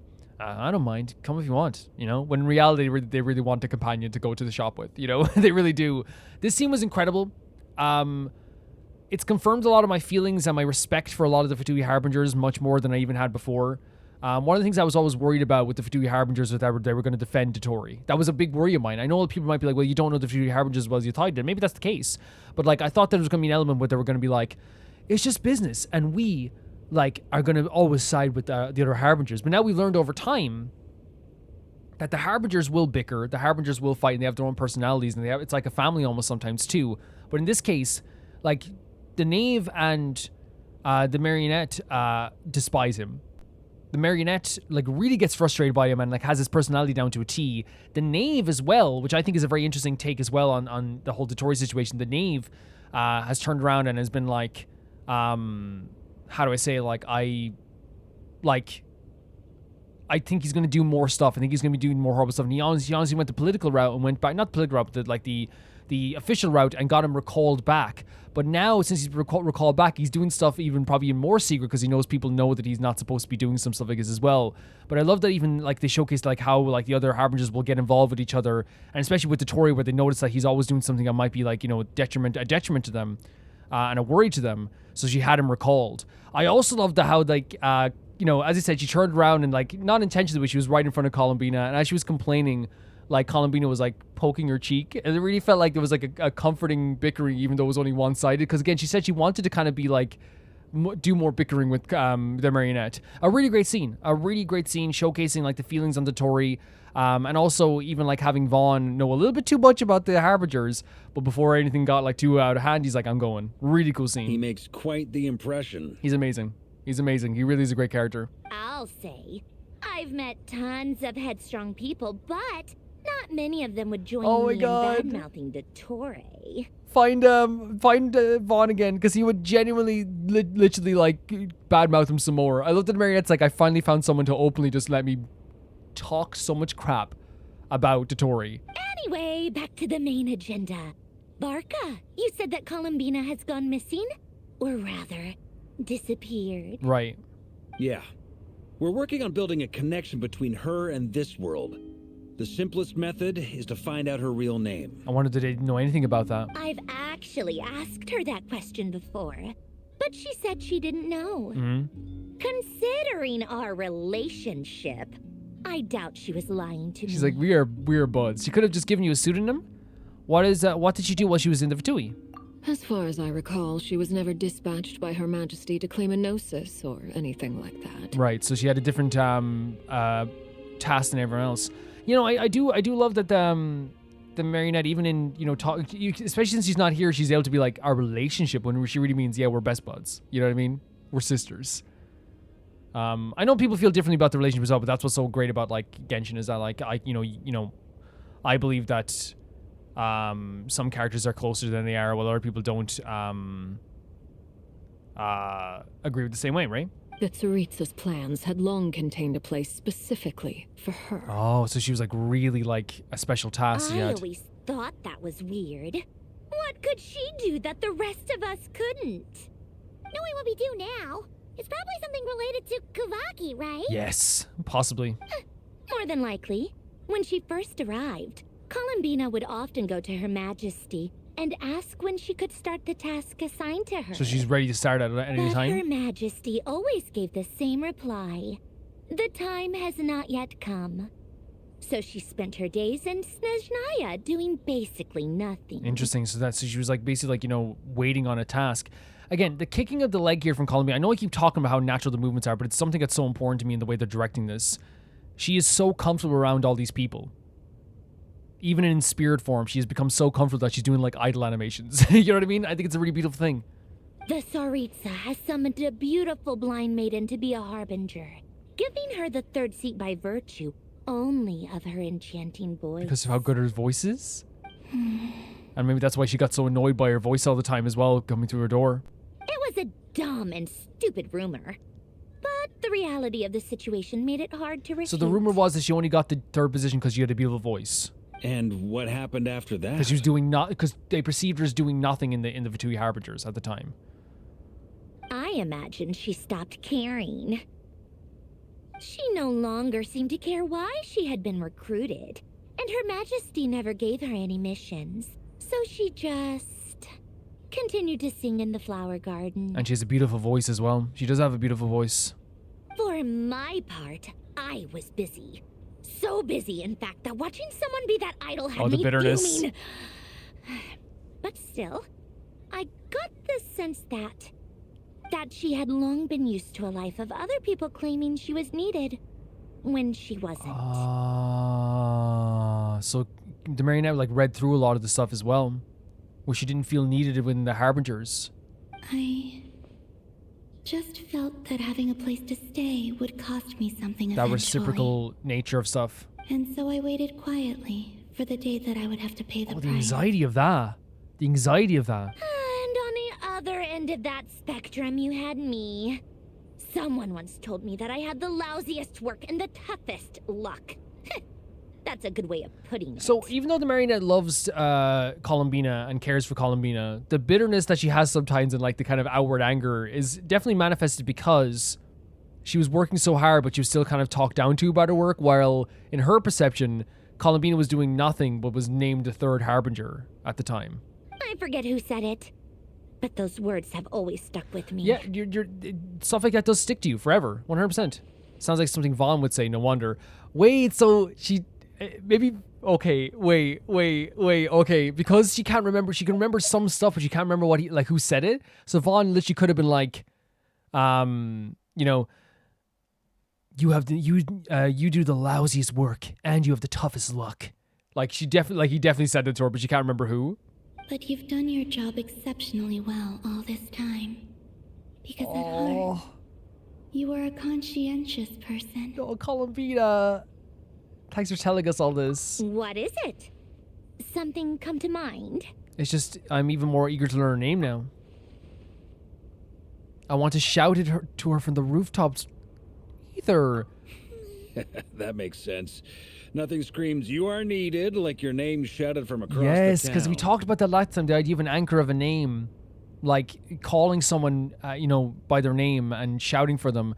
And even when we were in the town, right? Remember when he called I know it wasn't her name, but calling Columbina, like, that moment was so important. But imagine if he was able to do that, call for her, but with her own name, with her actual name. Well, good luck with it.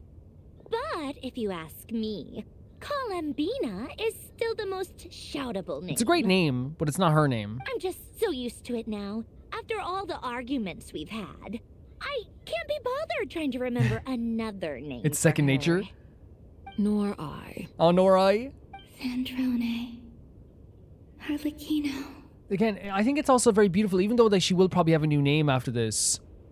Them, like, remembering her name through bickering or through arguments or through whatever, it's not out of, like, any hatred for Columbina. It's that's who they knew her as. You know what I mean? It's like, that's who I always remembered her as. For sure. You chat further, interesting moments for Columbina's past. Oh my god, they all chat about Columbina. A Sealy? Huh, it's a Sealy! Does that mean Nicole has news for us? Yes, he sent an angel. Ladies, I thank you for your hospitality. If the chance ever comes up, I definitely owe you both a drink sometime. Oh, that'd be sweet. I'm sure it will. You can make your own way out. Heck, you've been here enough times, you probably know your way around better At this than stage. I do. Take care, everyone. We'll be in touch soon. Okay, time to do what adventurers do best. Follow that Sealy! It's been a while since we followed the Sealy, honestly. Oh, look at the Duran loading screen as well. It's so cool. Wait. Whoa. Here you are. The freaking shadow. Oh, and Vaughn's here too, but like the freaking shadow building, like the old building. It's like a Conrian building. Oh, that guy. I said I wanted more Duran and Vaan interactions, but yeah, that whole conversation was great, and I talked about it at great length already. Why I thought the conversation was great, but also just ending it on like a transition where the Marionette was talking so much about Columbina, she was, and showing that they do like have memories of her and they do care about her. But also, I think it's okay to show as well. It seems it happens to siblings sometimes too, where it's like, yes, you love your sibling, but also you're like, wait, I work so hard, but they don't have to do anything. And they get so much praise. I think that's a common thing with siblings, even though you love your sibling, you know? How come you're back so soon? Did things go all right with the Fatui? Oh, that's his little brother. Fine. Dottore's been summoned home by the Tsaritsa. Couldn't get much more than that. How about you? Any progress with the investigation? Unfortunately not. We've tried everything. Different phantoms, different locations, different points in history. But the results were the same each time. Abyssal monsters roaming the land. People crying out in despair, with no hope of being rescued. This was the same over and over again. Every time I see it, I can't help but think, is this what it was like in Mondstadt when Dragonspine Duran attacked? This music as well. So fantastical, so fluttery. And if I fail in the task I've been given, will I create yet another tragedy? Oh, this thing that's weighing on him now as well, especially with like the darkness inside of him, as he said it before. That's just meaningless speculation. Vaan.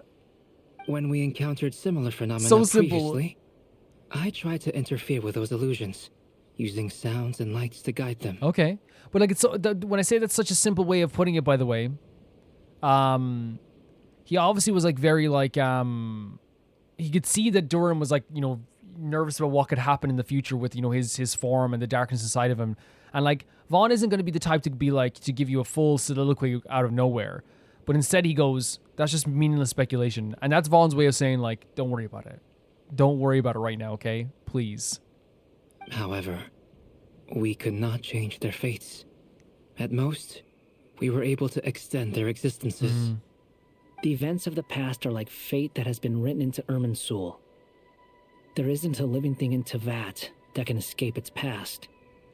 But Miss Alice instructed us to try to find ways to change the outcome that these phantoms face. If Alice said it, then there's definitely credence there, right? There's definitely something you would want to try. It's an impossible task. Can't you just refuse? Vaughn's all about workers' rights. Just tell your boss no. Jesus. Since she asked us to do this, I feel like it can't truly be That's what I'm thinking. impossible. Yep. Or if it is, well, mages can make the impossible possible. Yeah, genuinely, I think that's what I think too. If she asks them to do it, then it would mean that it's possible. I could not have been born as Duran otherwise. But you also said that your past 39 attempts were fruitless. True. That's true. But you're still going. This is such a Vaan shot. I don't know how to explain it, but this is such a Vaan shot. Yes. Oh my god. Again, Vaan is his older brother. I need to make it clear. He is, right? And like what's so great about this scene here too is just like this direct like in the ride, the determination. So you're going to do it? Then the younger brother, yes. You know?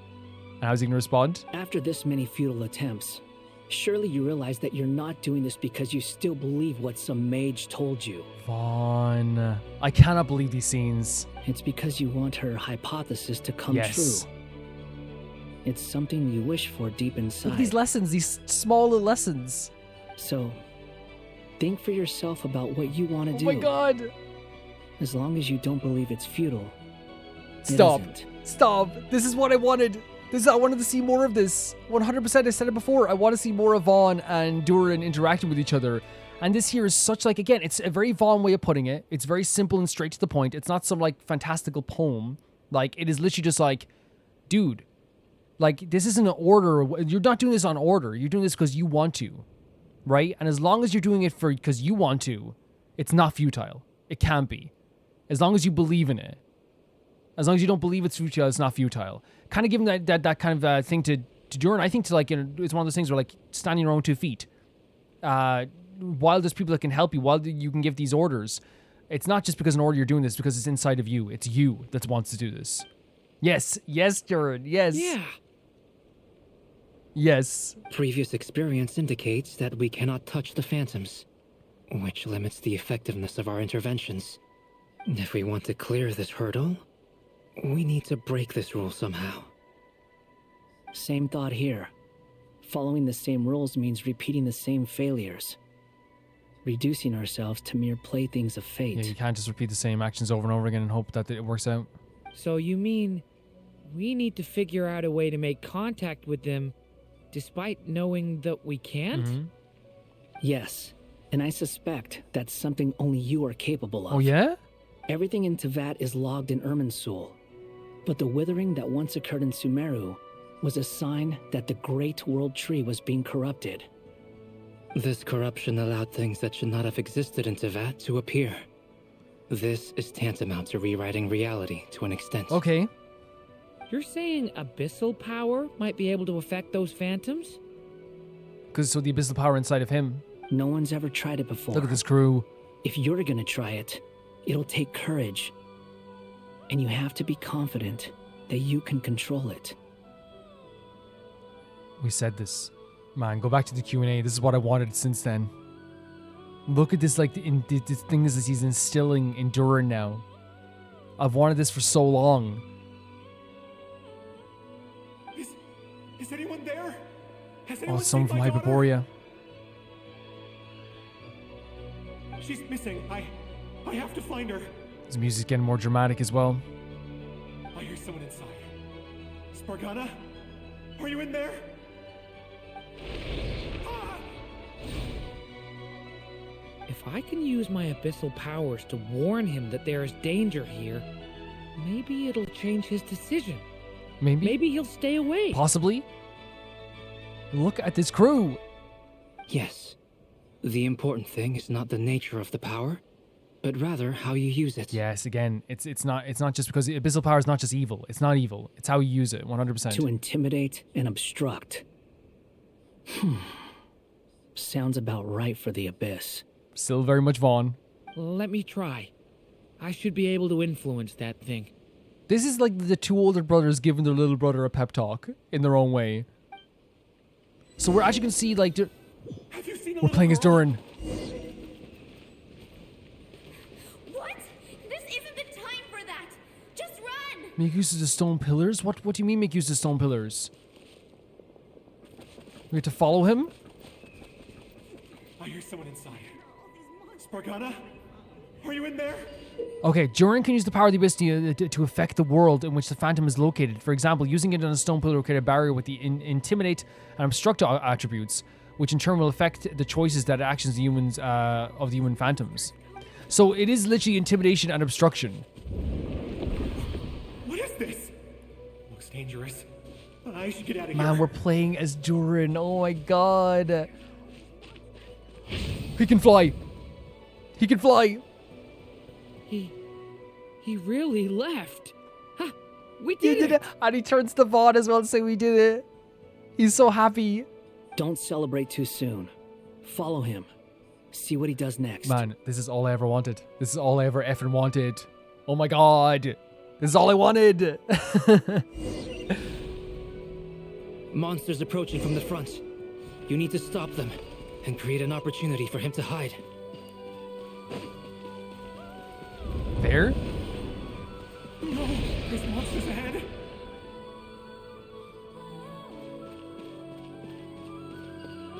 Wait, is that the barrier I saw earlier? Why is it appearing now? It's as if someone's controlling it. Do we have to let the monsters through? So they'll pass by? Yes, this is so fun. We're going to use Duran in the trial later on as well. Is it safe now? But that's such a cool mechanic. Duran probably feels so good after the 40 attempts to try to save someone. This must feel so good. Look at this crew. The barrier's gone too. How odd. Anyway, I guess I'll keep going. I guess we are. Yeah, I love this mechanic. It's really cool. It's Quickly. really cool. Let's keep up.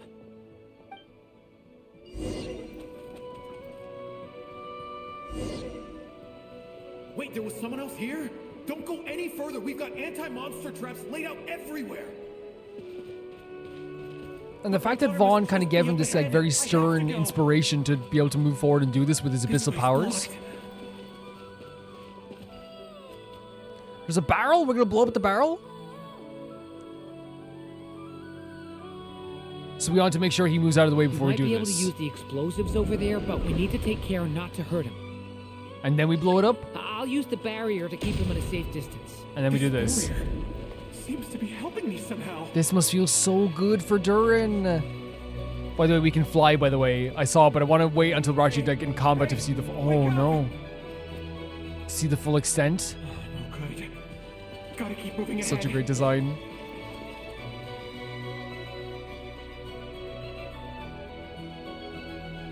What's it now? So many More abyssal creatures. monsters. Can we blow them up? There's barrels everywhere. There's still a chance, Duran. Use the traps. Like a motivational coach for like Vaan here. Oh my god.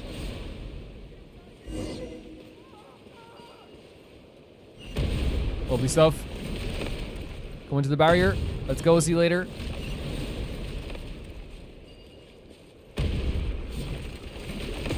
This must feel so good for Duran. Oh. Help me! Did I fail? That came in fast.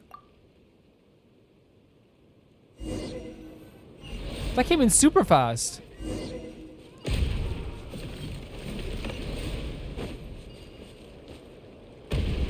Right? Wait, what? Oh my god. This is gonna be harder than I thought. Just because I'm clearly like not looking at my surroundings fully. Do we have to stand? Do we have to run up to him? Maybe we can just stand at a distance.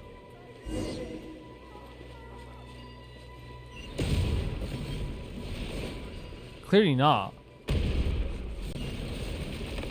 I thought we could stand in the distance, but I don't think we can.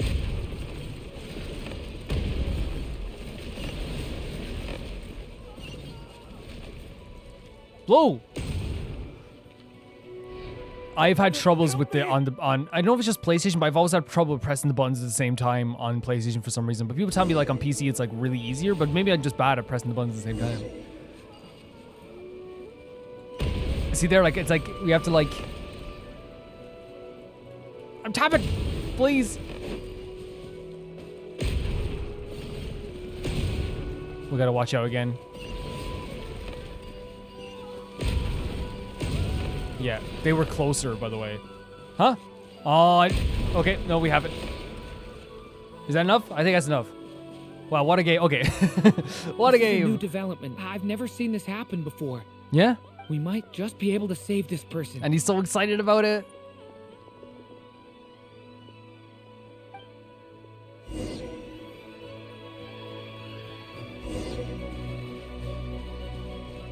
There's some more stuff over here as well.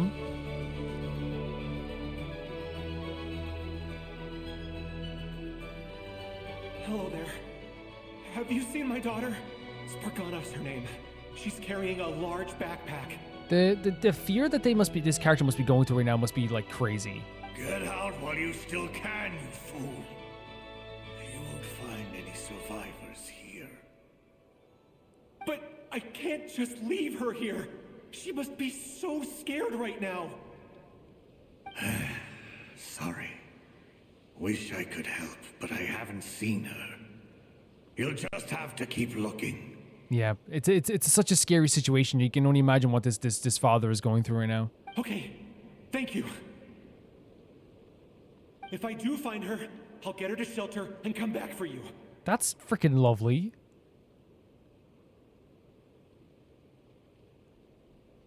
Don't bother. I've got nowhere left to go. Oh no. People have given up as well. What's that noise? Monster! No, if he goes inside, he'll be walking into a trap. Let's try this once more. This time, we have to stop him. Rescue has reached a dead end. All that can be done is wait for another chance. Wait, so we didn't do it right?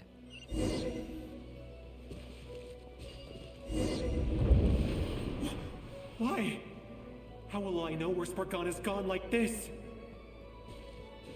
So we have to stop. You know what? I'll trust this strange barrier. Yeah? It's got me this far. Smart. after all. Super smart. Very, very smart. Keep it going. You're alive because of the barriers. Why not stop? Why stop now?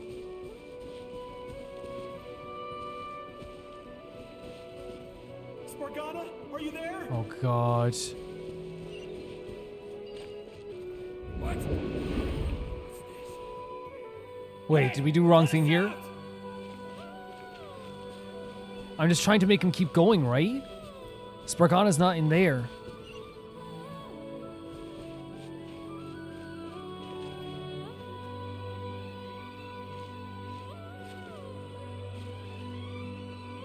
Yeah. Just have him keep going. Oh, you're stuck in there forever, it seems. This music as well. Huh? That looks like one of my daughter's books. Oh, the fact that he could recognize her by a book she has. Thank you. Thank you. Yes, it's one of hers for sure. That's her name on it right there. She left her backpack here. Duran, just like last time. Use the explosives. I love these given like very direct things to do as well. Here we go, doing more explosive things, right?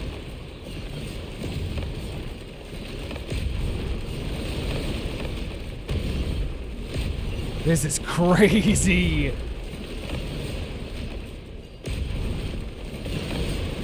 Oh my god, what do we do here? It won't work. There's not enough left. If he makes it in, he'll die. But then, this clue could be the key to him finding his daughter. Yeah. It might not be the only one. Better he misses that clue than loses his life. I guess so. I do, again, it's one of my favorite things that he's just giving these directives, honestly. And he's keeping him on the path, right? Not making it, because of course he's going to get worked up. You know? Of course he is. Stop him, Duran. We can't let him get any further in. That's my daughter's book. But Vaan is keeping him together. Why? Why won't you let me Trust the go barriers. away? You trusted them before. Trust them. I've searched and searched and searched just for this. But how will I find her without any clues? Please, please, please trust him. Trust him. I no longer have anywhere else to go. Oh no.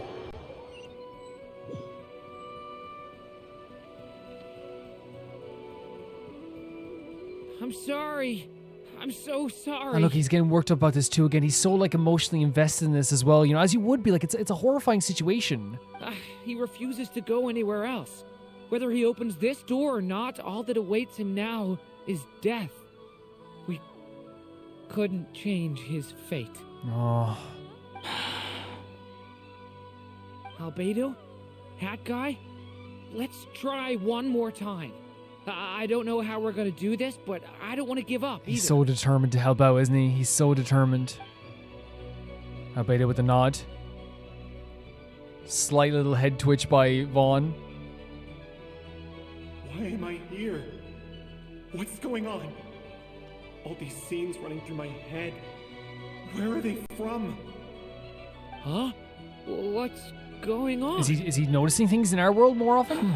Is he like connecting with us more? His reactions have changed. How many times have I... What's happening to me? Huh? Wait. Who are you? You can see us now? He actually is like, he can see them now. They've actually made a connection. They've actually made that connection. I feel like I always could, but that I only just realized you were there. I'm sorry, I don't know how to describe what I'm feeling. Wait, so I wonder if this is how we're going to make that connection to find that portal. But you were the ones guiding me using that marked barrier, right? This is so crazy. All this time we knew we couldn't interact with them in a way that... Well, we could interact with them, but... Remember, we could be interacting before, but it was only on rails. They could only do like scripted things. Now it's completely different. Now they're noticing that we're interacting with them in a different way. I haven't done anything yet, but those monsters, those deaths, they feel like memories. Like things I really did experience. I won't find my daughter. In fact, I'll ultimately die trying to find her. Isn't that right? Well, no, it isn't. Especially with like him trying to help so badly. Yes, it is. Oh. Even so, We're trying to find a way out of this. Again, I love that they're not like betraying any characters here. Like, while Vaan is still teaching Duran and helping Duran here and guiding him towards something like that he can find inside of himself and more determination and you know, doing something because he wants to do it for himself, he's also still very much like realistic in a lot of ways. You've not seen my daughter either, have you? No. Oh, Duran, I feel so bad for him. It seems she really isn't here.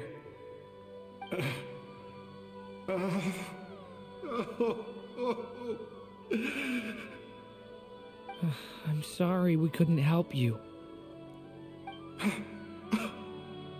He's devastated, isn't he? Absolutely devastated.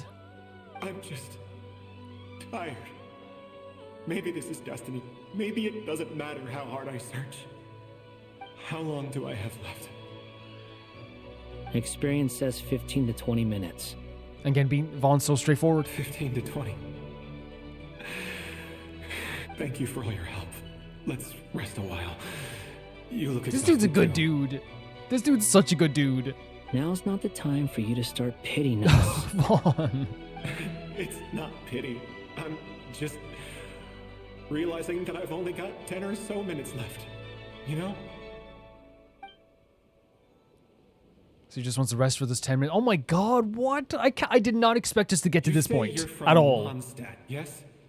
A place with windmills where people enjoy limitless freedom? Like, also, like, you know, Vaan standing off the side, very in character. But you know what I mean? Like, like of all the places we could have gone with this is not the place I thought we would go at all. And you're from Sumeru, where they've built an academy into a giant tree? Yes. It seems you've never heard of either place. Well, he would have been around 6,000 years ago, right? Those names are unknown to me, I'm afraid. Yes.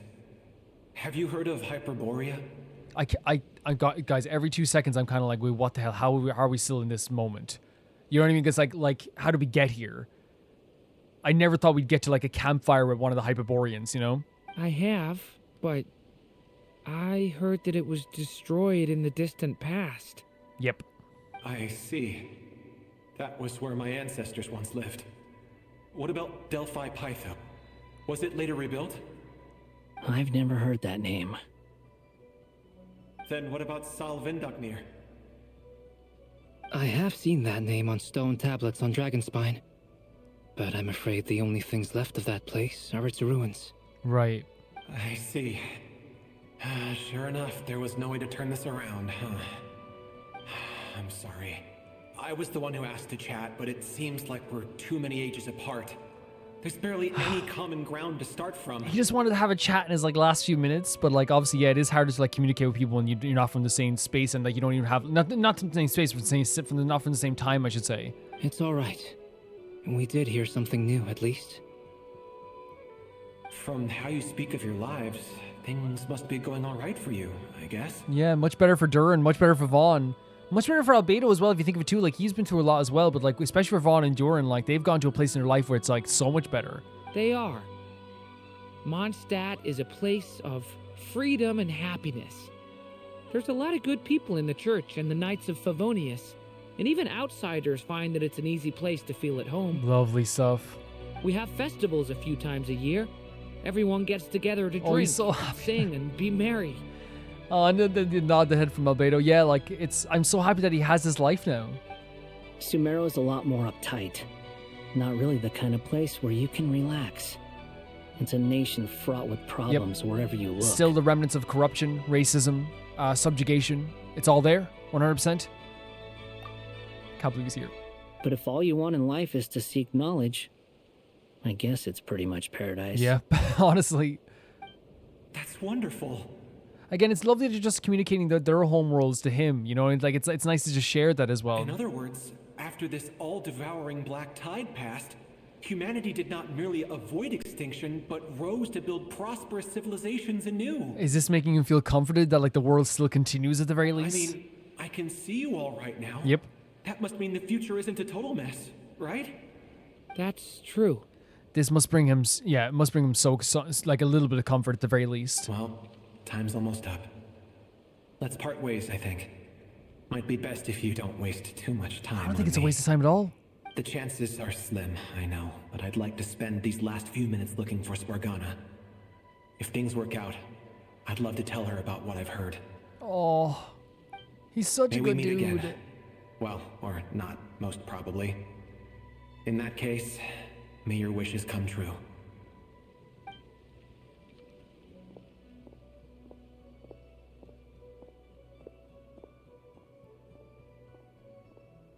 He's gone.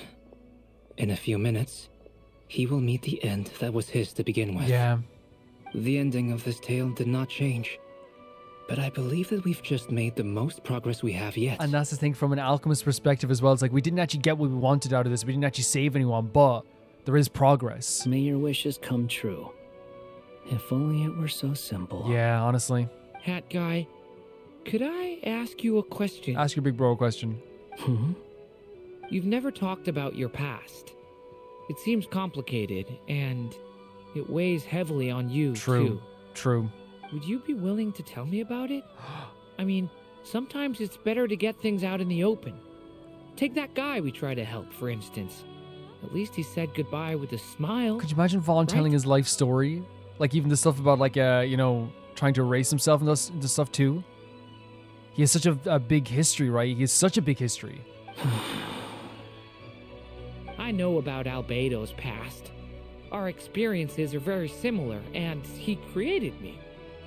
As for you, you're my first friend, and you've witnessed every step I've taken. But by comparison, I know nothing about you. Yeah, he is his first friend. He is. He's the one who like made the connection with him originally. Either way, I mean, we're still best friends. Oh, stop. But if I knew more about you, Oh my god. I might understand your thoughts a bit better. He's like, even if I don't, we're still best buds. I've told you about myself. I'm a student at the academia. Oh, but he means like the other parts of the story as well. And what did you do before that? He just wants to know so badly, but I know Vaughn's history is so like painful. Prepared for the entrance exam?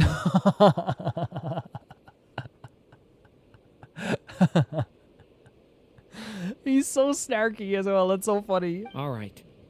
If you really don't want to talk about it, I won't press you any That's further. fair. That's so fair. Prepare for the entrance exam is such a funny answer.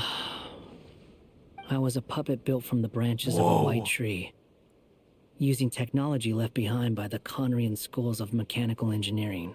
Just out, and you know what's so interesting? He doesn't bow to other people that often. He has people he does care about. You know, he's actually good friends with Sethos and us and stuff, I guess, too. But for him to like see Duran kind of like look a little bit disappointed for a second, but like accepting of it and to just start telling his story, that's a huge deal. A white tree? You mean an Irminsul tree? Yeah. Yes, a branch of Irminsul that was once connected to the main tree. So you had a human creator too? Oh my god, this story. We're bringing this up, you know? Yeah, but my creator abandoned me after deciding that I was a failure. The start of all this trauma. The start of a lack of trust that built up into more and more of a lack of trust. After that... Oh my god, how long has it been since we've seen this outfit? All the way back in Sumeru. Duran. Resisting the influence of the abyss, suppressing the urge to destroy, trying to do the right thing. None of these things are easy. Oh my god. Please. But no matter how hard they are, trying to rewrite past wrongs is far harder. Yeah, I've talked about this several. He knows like the wrong stuff he does. He talks about it all the time. He's been working so hard to like make amends for all the stuff that he's done. Like he really has.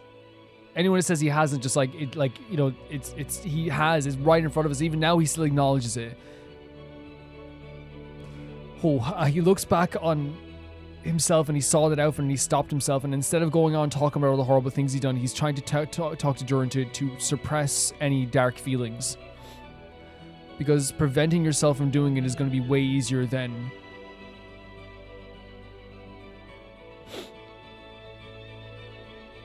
having to look back on the stuff you've done and feel bad about it. You asked me if you would create a new tragedy if you failed. I told you there was no point speculating about that. But the real answer is, yes, you absolutely will.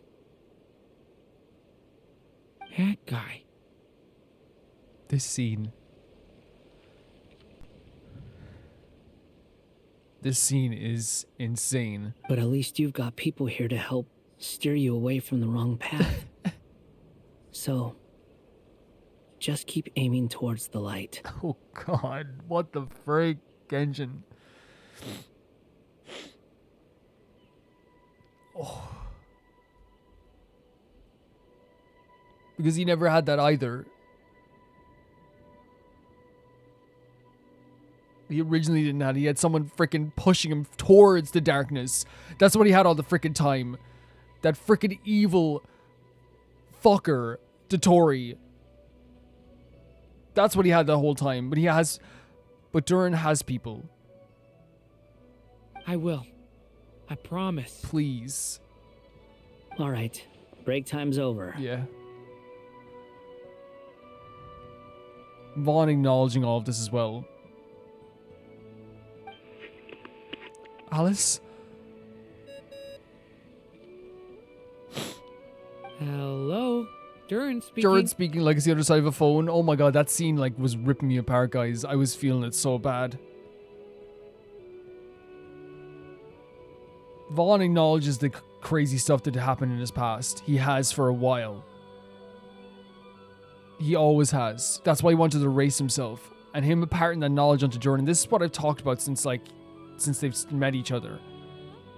If there's anyone who can help Duran with the feelings he has, whether it be the feeling of abandonment, or the feeling of darkness inside of him, or the pain inside of him, or the idea that you might do something wrong in the future, it's Vaan. Because Vaan knows too well what it's like when you have nobody else and no friends, and you're told you have no friends and you're manipulated. But he's making sure Duran knows that unlike Vaan, Duran has a support system. He has people around him that will help him. He has Vaan who will help him. Which is so different than what Vaan had, because Vaan had perceived to have nothing, and he was pushed further and further into his darkness by an evil bastard named Dottore. And Vaan, instead of continuing to impart his trauma onto other people, it's almost like he's breaking that like kind of chain a little bit, and he's letting Duran know that he can be different than what happened to him, because he actually has people around him that are going to support him.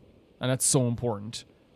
That's so important. He had Albedo and Hat Guy, Vaan, supporting him through this whole sequence. Give me a second, guys. Such a powerful scene, guys, honestly. I just got a tissue. I wasn't like, you know, there's some days when like stuff happens in these games and I'm like toppled over in a pit, but here I was just like, it was a mixture of something beautiful and sad at the same time too, and it was hard not to remember the story of Vaan, and this is what I always say over and over again, and I'm sorry, I'm gonna bring this back up, I'm gonna probably get upset again, but like Vaan as a character, his whole journey isn't over yet. And you can say what you want, and you can hate him, that's okay, you can just, and for the actions, you can say that you dislike him because of his actions, you can say all this stuff. But the fact is, we see it here once again, whether it be him helping people in Sumeru, him saving our life, him working under Nahida to get better with knowledge and to actually work towards our redemption. But one of the biggest things that he has done on his journey to making amends for the stuff that he did in the past is to make sure that somebody else who feels those same feelings, that could feel the same feelings of abandonment, who can relate to Vaan in so many ways, to make sure that they understand that they are loved and they have people around them, and to not go down the darker path, because making amends for stuff you did is much harder to do than stopping yourself from doing it. Vaughn's journey is not over. Even now he's still making amends. And I don't care, one of the best ways that you can make amends, as I said there, is to prevent it from happening to somebody else. Hello, friends, it's me. Hi, Alice. What have you been up to, I'm detecting some unmistakable fluctuations here at the border. The amplitude isn't particularly high, but they're completely different signals from the ones before, and the scale is comparable to those I've detected previously. Alice, we were unable to save that person. However, he appears to have retained a portion of the memories gained through that cycle, and was able to hold a conversation with us. Yep. I see.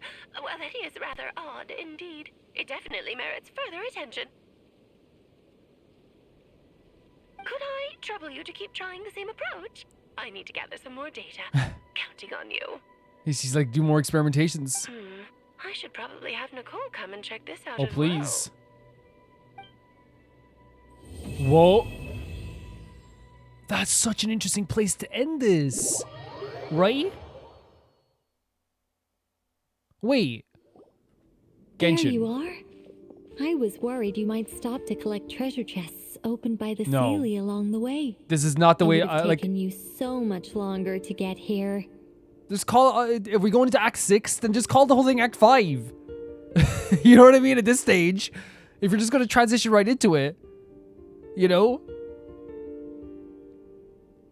I'm not going to harp on it. I'm never a fan of them just like going directly into the next mission ever in any game. You know what I mean? But I'm glad to see N again, 100%. Another conversation. This has to be frustrating for Columbina as well. I am delighted to see that you understand what takes priority and that your adventurer's instinct has not swayed your resolve. Really, I must applaud you for it. You should know. I love her design so much. Paimon's head. No, it's okay. It's okay. Okay, I'll try and keep it short. No, say what you want. My senses are telling me that this is where we shall find the entrance to the ruins. Yeah? Oh, cool. Well, what are we waiting for? Let's open it up and see. Patience. This was a sanctuary of great importance to the Hyperboreans. A special process is required to open the gate. Oh, like the place that housed the Eternal Moon's Marrow? Seems like the ancients weren't very fond of making tricky gate puzzles. Or were very Okay, fond. so what's the plan? Need us to do anything? And just the short version, if you can. Ah. All right, I then. don't want you to do the short version. Talk on what you Start with want. some background on the invention of these techniques.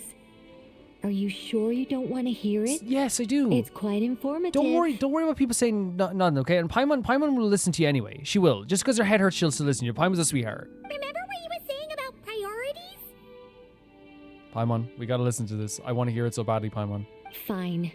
Simply put, we need 3 human representatives to successfully undergo a process of Kuvaki resonance. And again, they're not. I know Paimon and Varka aren't wrong. We need to. We are. Time is of the essence. I know this. I cannot get over how much I love this design. Yeah, I understand that, but I just want to hear a lot of this stuff. Think of it as a test from the 3 moon goddesses to see if the entrants are qualified, with the most recognizable qualification being Kuvaki. Pretty sure Lauma would ace that test. Oh, wait. But we need 3 people. I also have no doubt that the moon chanter would be qualified, but we would need 2 So other us, people maybe? with the same constitution. Therefore, the most feasible method is not so much to follow the rules, but to figure out how the test functions and find a workaround. Okay. I've done some research, and it turns out the mechanism is rather crude. We'll simply need humans to stand before it who have sufficient Kuvaki energy within them. I'm with you so far. How do we get the Kuvaki in them? We have Kuvaki, right? Or at least we resonate with Kuvaki. The easiest way would be transfusion. Take some Kuvaki from Nod Krai's soil, put it into the bloodstream, and get it circulating in the body. So we're literally just going to inject it into them as well? So we're going to cheat on the test? Yeah. Precisely. There are other methods, but this is the simplest one. Cheating the system is much easier than trying to hide from it. Honestly, I'm for a bit of cheating. I love that like one of the Hexenzirkel is all up for cheating too. Huh? Oh my god, she's like, I can't cheat. Sorry? Does the idea of cheating upset you, Miss Lauma? I think it's because she's so religious as well, but like I think it's so funny. Like she's like, whoa, like I can't cheat at all. This design is stunning. Every single time I look at it. No, that's not it. I suddenly had an idea. Oh, what is it? It's about Moon Prayer Night. I figured out a way for Kuthar to join in the festivities. Yeah? Huh? Oh, she's very interested in this But too. as Paimon said, we need to have our priorities straight.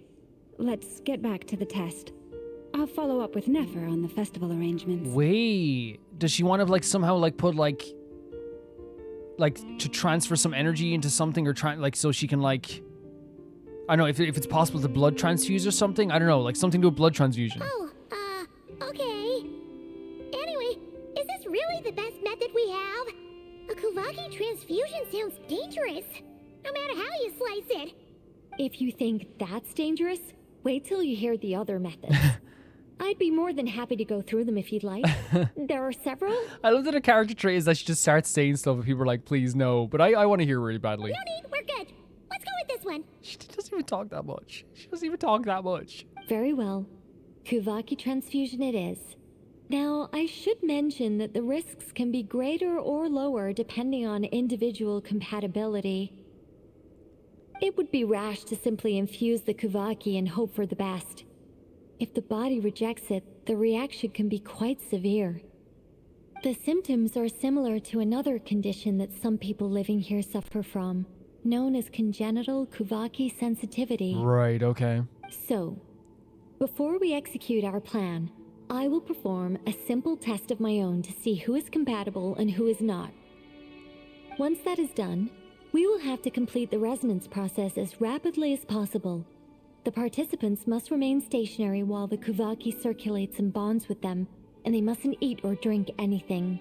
Like a surgery almost. What? No eating or drinking? Yeah, it's like, you know, like hours before surgery. That's some hardcore fasting. They'll all be monks by the time they're through. How long do we have to keep that up? 3 days. Whoa, 3-day fasting. Oh, that's so long! And we still need to find 2 more people Yeah. who are not just compatible, but also willing to volunteer. If you're not eating and drinking for 3 days, would you just like find a bed and lie down and hope to just fall asleep for a while, you know? What would you do? What are they talking Again, about? she can only hear our side of it. I'm willing to volunteer. I knew we would be. Really? Don't you want to think this through? Haha, count me in too. 3 days without food? I can handle that. It'd be annoying, Miss though. Nicole has made it clear that this is the easiest way. The way I see it, there's nothing else to discuss. It's time to step This is up. what I'm talking about. Compared to having Columbina disappear completely, fasting for a few days is nothing. Exactly.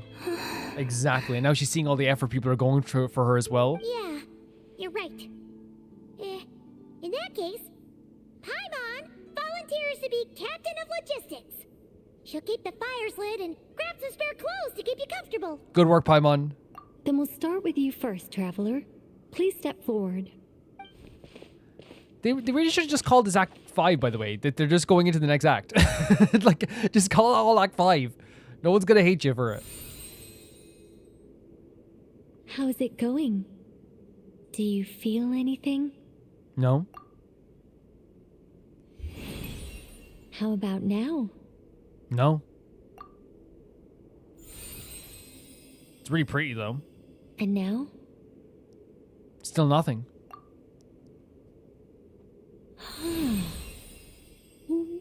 What about now? She's getting a little bit worried about, like, if we can feel it or not, right?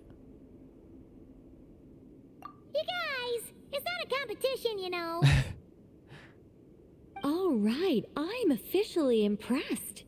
Even as a descender, you can withstand far more than I imagined. It's like I summoned a giant stone titan to arm wrestle you, and your arm hasn't even moved an inch. In my last attempt, I infused 5 times the amount of Kuvaki required. That much? Yes. So we can withstand it quite a bit. Safe to say, compatibility won't be an issue for you. You're eligible to join. There we go. The first test done. You're next, Mr. Varka. Sure, here goes nothing. It's interesting seeing like these tests like firsthand though as well, right? With this Kuvaki energy stuff. All right. I'll start where we left off. 5 times the required Kuvaki dose. Whoa, whoa, whoa. Hey, wait a minute. His eyes as well changing so quickly too.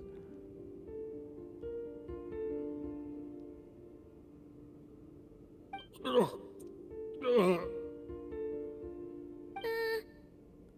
it going? So he couldn't withstand it whatsoever? No, not great. I kind of want to puke. Feels like I've been drinking too much. A few bottles of wine, then a big stein of Dark Horse, with some hard liquor from Lauma mixed in. So I look at the smile on her face as well. It looks like he can't withstand it. Or laugh as well. You think this is funny? I just lost to a young lady in an arm wrestling contest. I'm never gonna live that down. You lost to... Who cares if it's a lady you lost to, buddy? You lost. My apologies. I'll lower the concentration and try again. Oh. How's that feeling? Going now? It seems he's not doing well with it. I'm not as dizzy as last time, but I can still feel it pulsing around. Yeah. In that case, you wouldn't be an ideal choice, Mr. Varka. Let's try That's someone really cool else. that they like that. It's not just the 3 people who are here are going to be able to do it, right? That's really cool that it's not just like you know, what would you say, like a sure thing that the 3 people that showed up are the 3 people that are going to be able to do it. Okay. Let's go ask some of our other Wait, friends for real? then.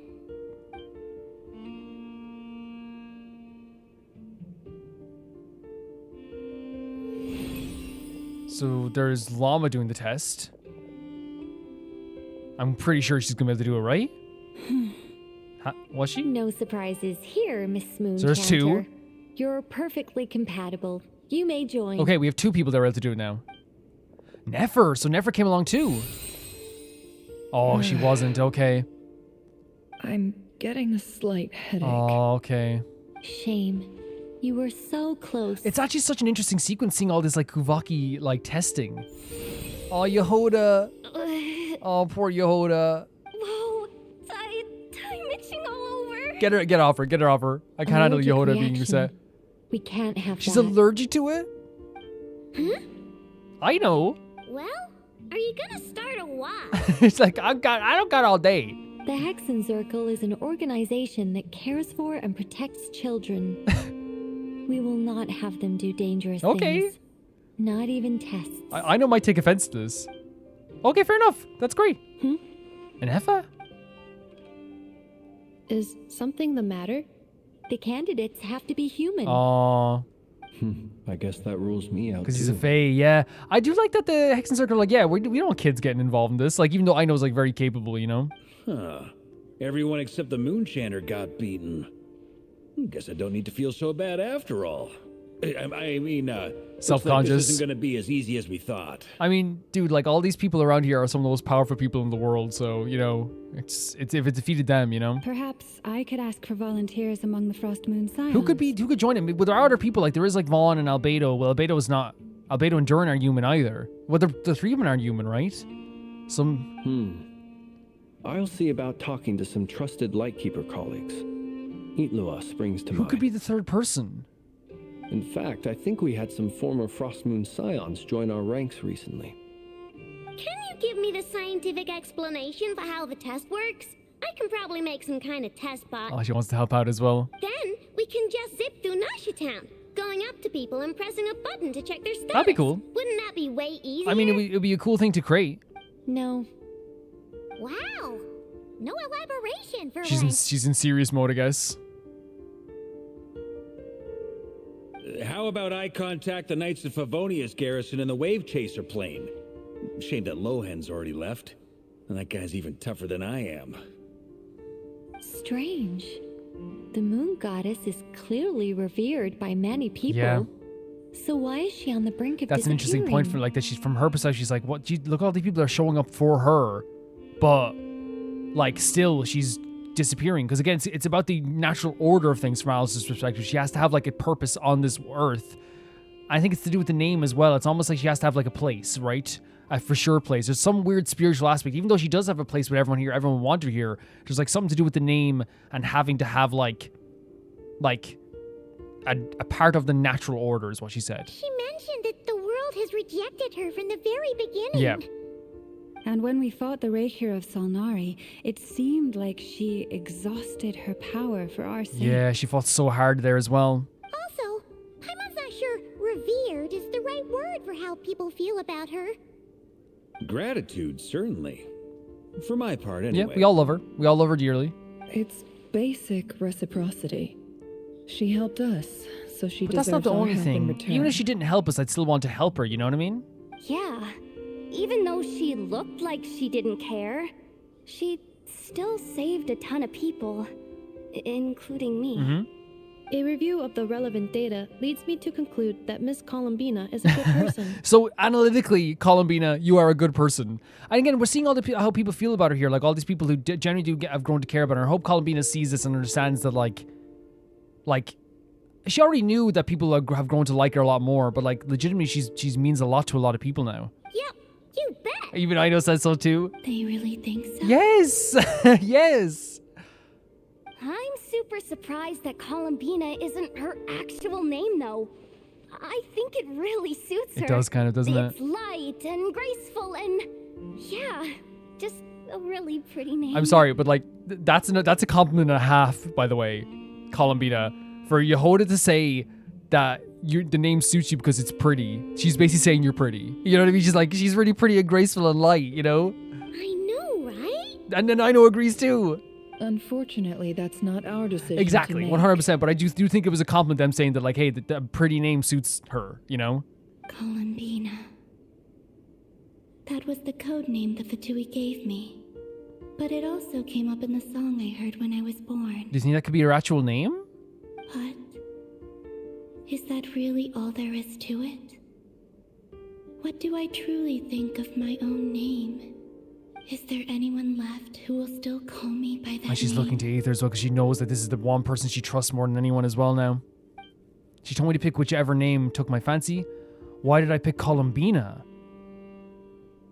Maybe because I felt she never wanted to become Kutar and be worshipped as a god. That's it. That's interesting. We chose Columbina. The day. We're running out of time. We need to look for other candidates. I didn't even think of the Harbingers, the knave. Then allow me to try. And she has one of the fragments inside of her now as well. And she's one of the descendants of the Crimson Moon. Huh? What are you doing here? Oh my god, and of course she would do this. Of course she would do this for her sister. You contacted your friends via the Adventurers Guild. Sandrone has been keeping an eye out for something Amazing like that, knave. so she informed me.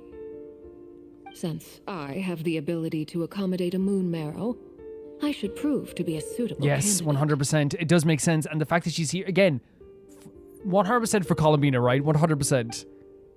Look who showed up for you. Arlecchino. Yeah, look who showed up. When can we begin? And she's like, let's do it. Because that's the thing, right? Even though she has so many people, so many people telling you, hey, I care about you, is a big thing, right? And she's definitely opened up, as you said. I think Aether has given her a chance to open her heart to a lot of things and realize that she has like a lot of great friends and people that love her. But to look around at a group of people who know her just basically from her actions and stories, who are all willing to help her this way, how would it not want to make you just like, you know, cry, you know? And she's seeing this all firsthand. I see. We can begin right away. Oh my god, and the folded arms. She's gonna be able to withstand it, isn't she? I didn't even think of the name. Did she do it? How was it? Did you feel any discomfort? Not at all. Let's go. Then it seems we shan't need to look for additional candidates after all. Oh my god, and she just showed up like that as well because, again, the marionettes been keeping track. The knave showed up for Columbina. Great stuff. Cool. All right, like Paimon said, the rest of us can take turns making sure the three of them stay warm and comfy. Ah, that's great. So they're going to stay here for 3 days, and then what's going to happen is they're going to like kind of be our support system. I love that. I love that a lot. Then my job is to take care of the caretakers. I will ensure everyone receives food and accommodation. Lovely. Let's do this. No time to waste. I'm ready as well.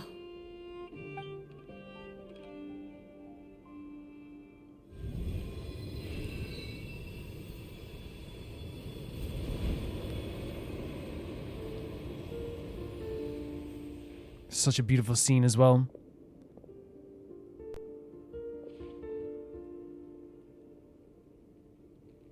Setting up the fire, everyone's setting up the support system here as well. Oh my god, and even Columbina's sleeping on the ground too, with Paimon. You know she feels so comfortable around these people as well.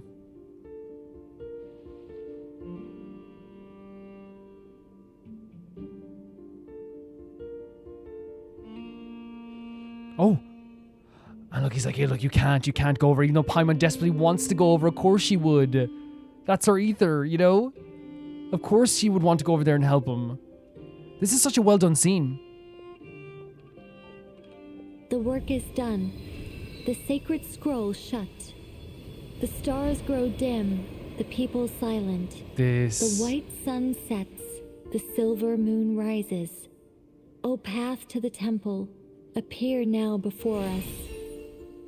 This is what I expected. Like, again, I love that they changed their perception of her, but like, look at this is like Hexenzirkel when they're working, you know what I mean? Like, look at this, the determined look at everything. Holy hell, guys. Wow, it really opened. So that's what all this is about. They've been trying to open this gate. Yeah. Come, let us enter. Wait. It might be best to eat something 100%. first. Take Look at care Ido's to chew face and Paimon's properly and face. swallow slowly. It will give your body time to readjust to the digestion process. 110%. She's so smart. And Neffa being the mother of Ino, like, she knows exactly what she's doing. They will head in soon. Yep. They will need to enter this gate.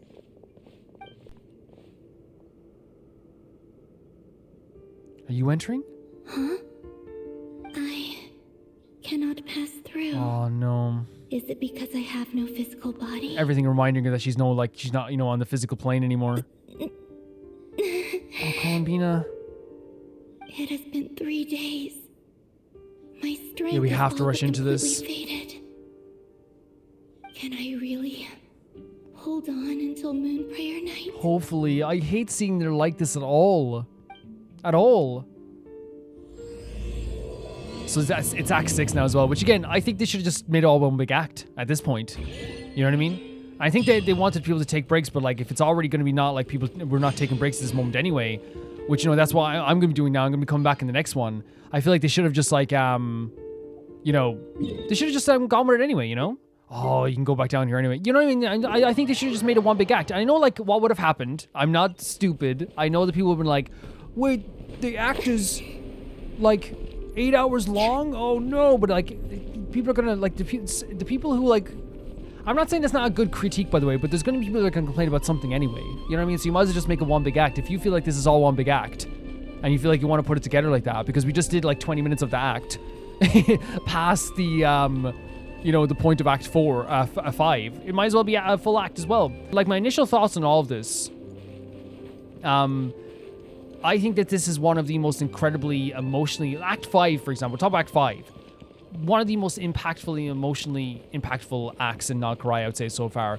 While we've cried and we've been scared, we've been terrified, I think what was so great about this act is that it was a contrast, right? Because like I said, it's good to have the high octane stuff, but to have an act that was more like very much more methodical and going through things piece by piece, I actually think it worked out really well for that as well, and I actually quite enjoyed it a lot. I found myself into it quite a bit, and I think it's one of those situations where with say scenes that we saw there, like they slowly but surely did some tests, right? They slowly but surely had us go through and ask Nicole about stuff, ask Alice about stuff.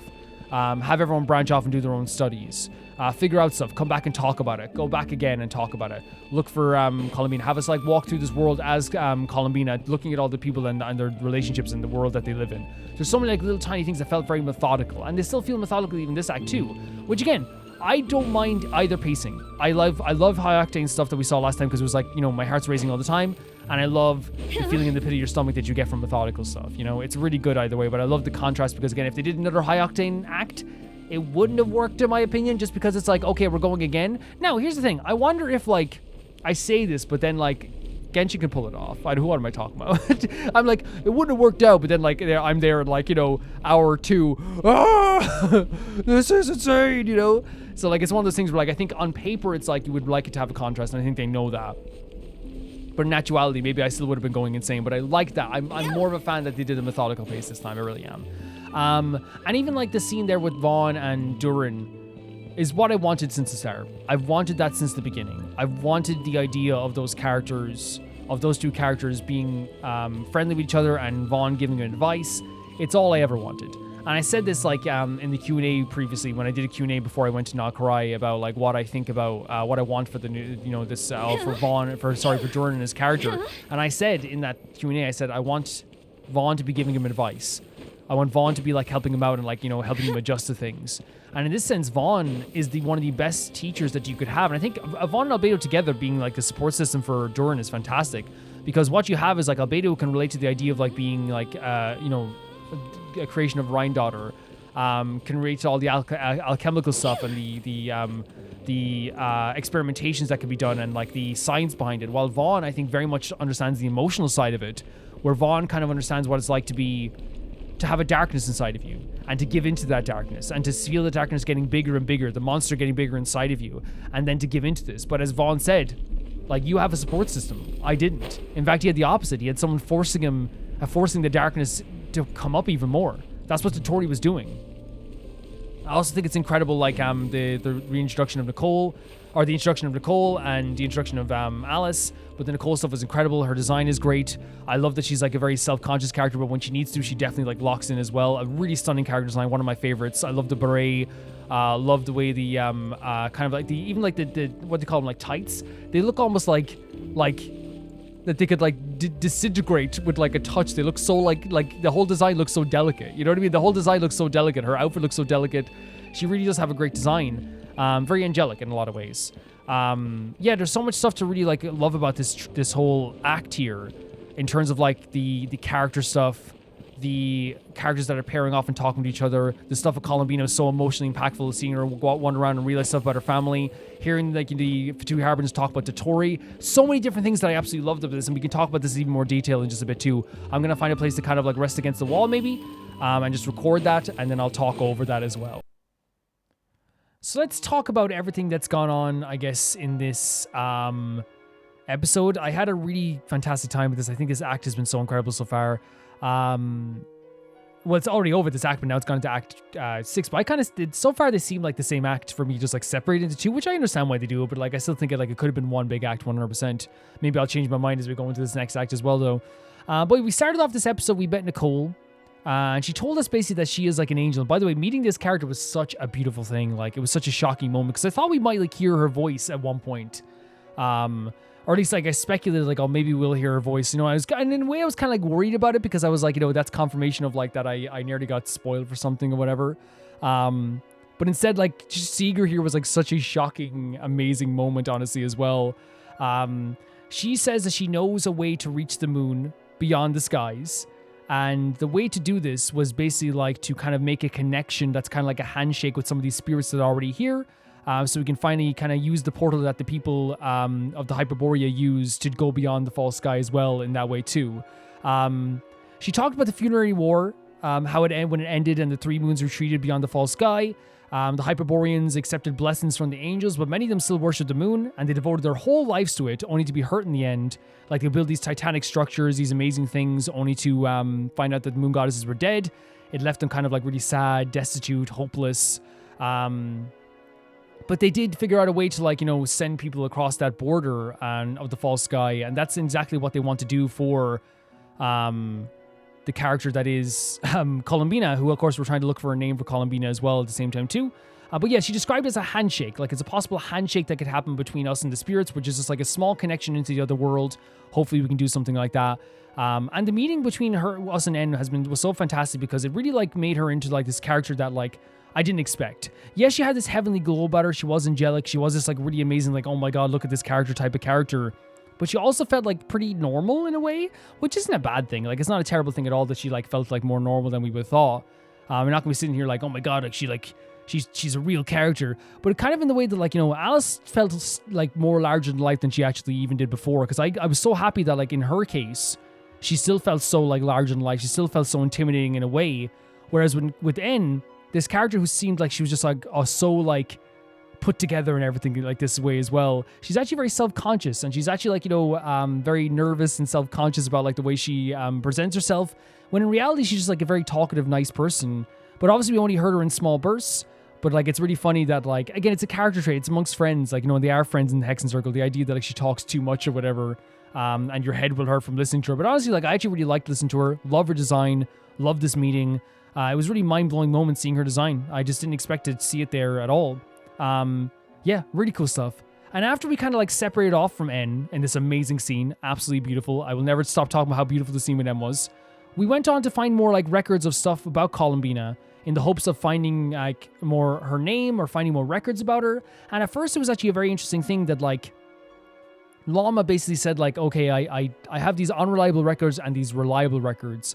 And I want to look at the reliable records, because the unreliable records are kind of like stories that people pass down over time, like the same type of stories that will happen about like any religious deity, which is like they stopped a moving rhino and flipped them over their shoulders and all this stuff too, to make people like really believe in them more.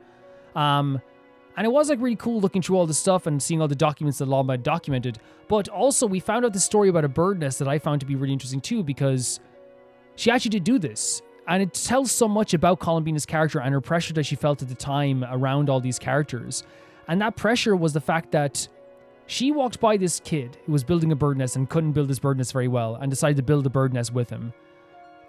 This was just a moment she wanted to build a bird nest. As a character, she just wanted to have some fun and build a bird nest and help out this kid. But once again, the people of the Frostmoon Science kind of turned it into something more than it was.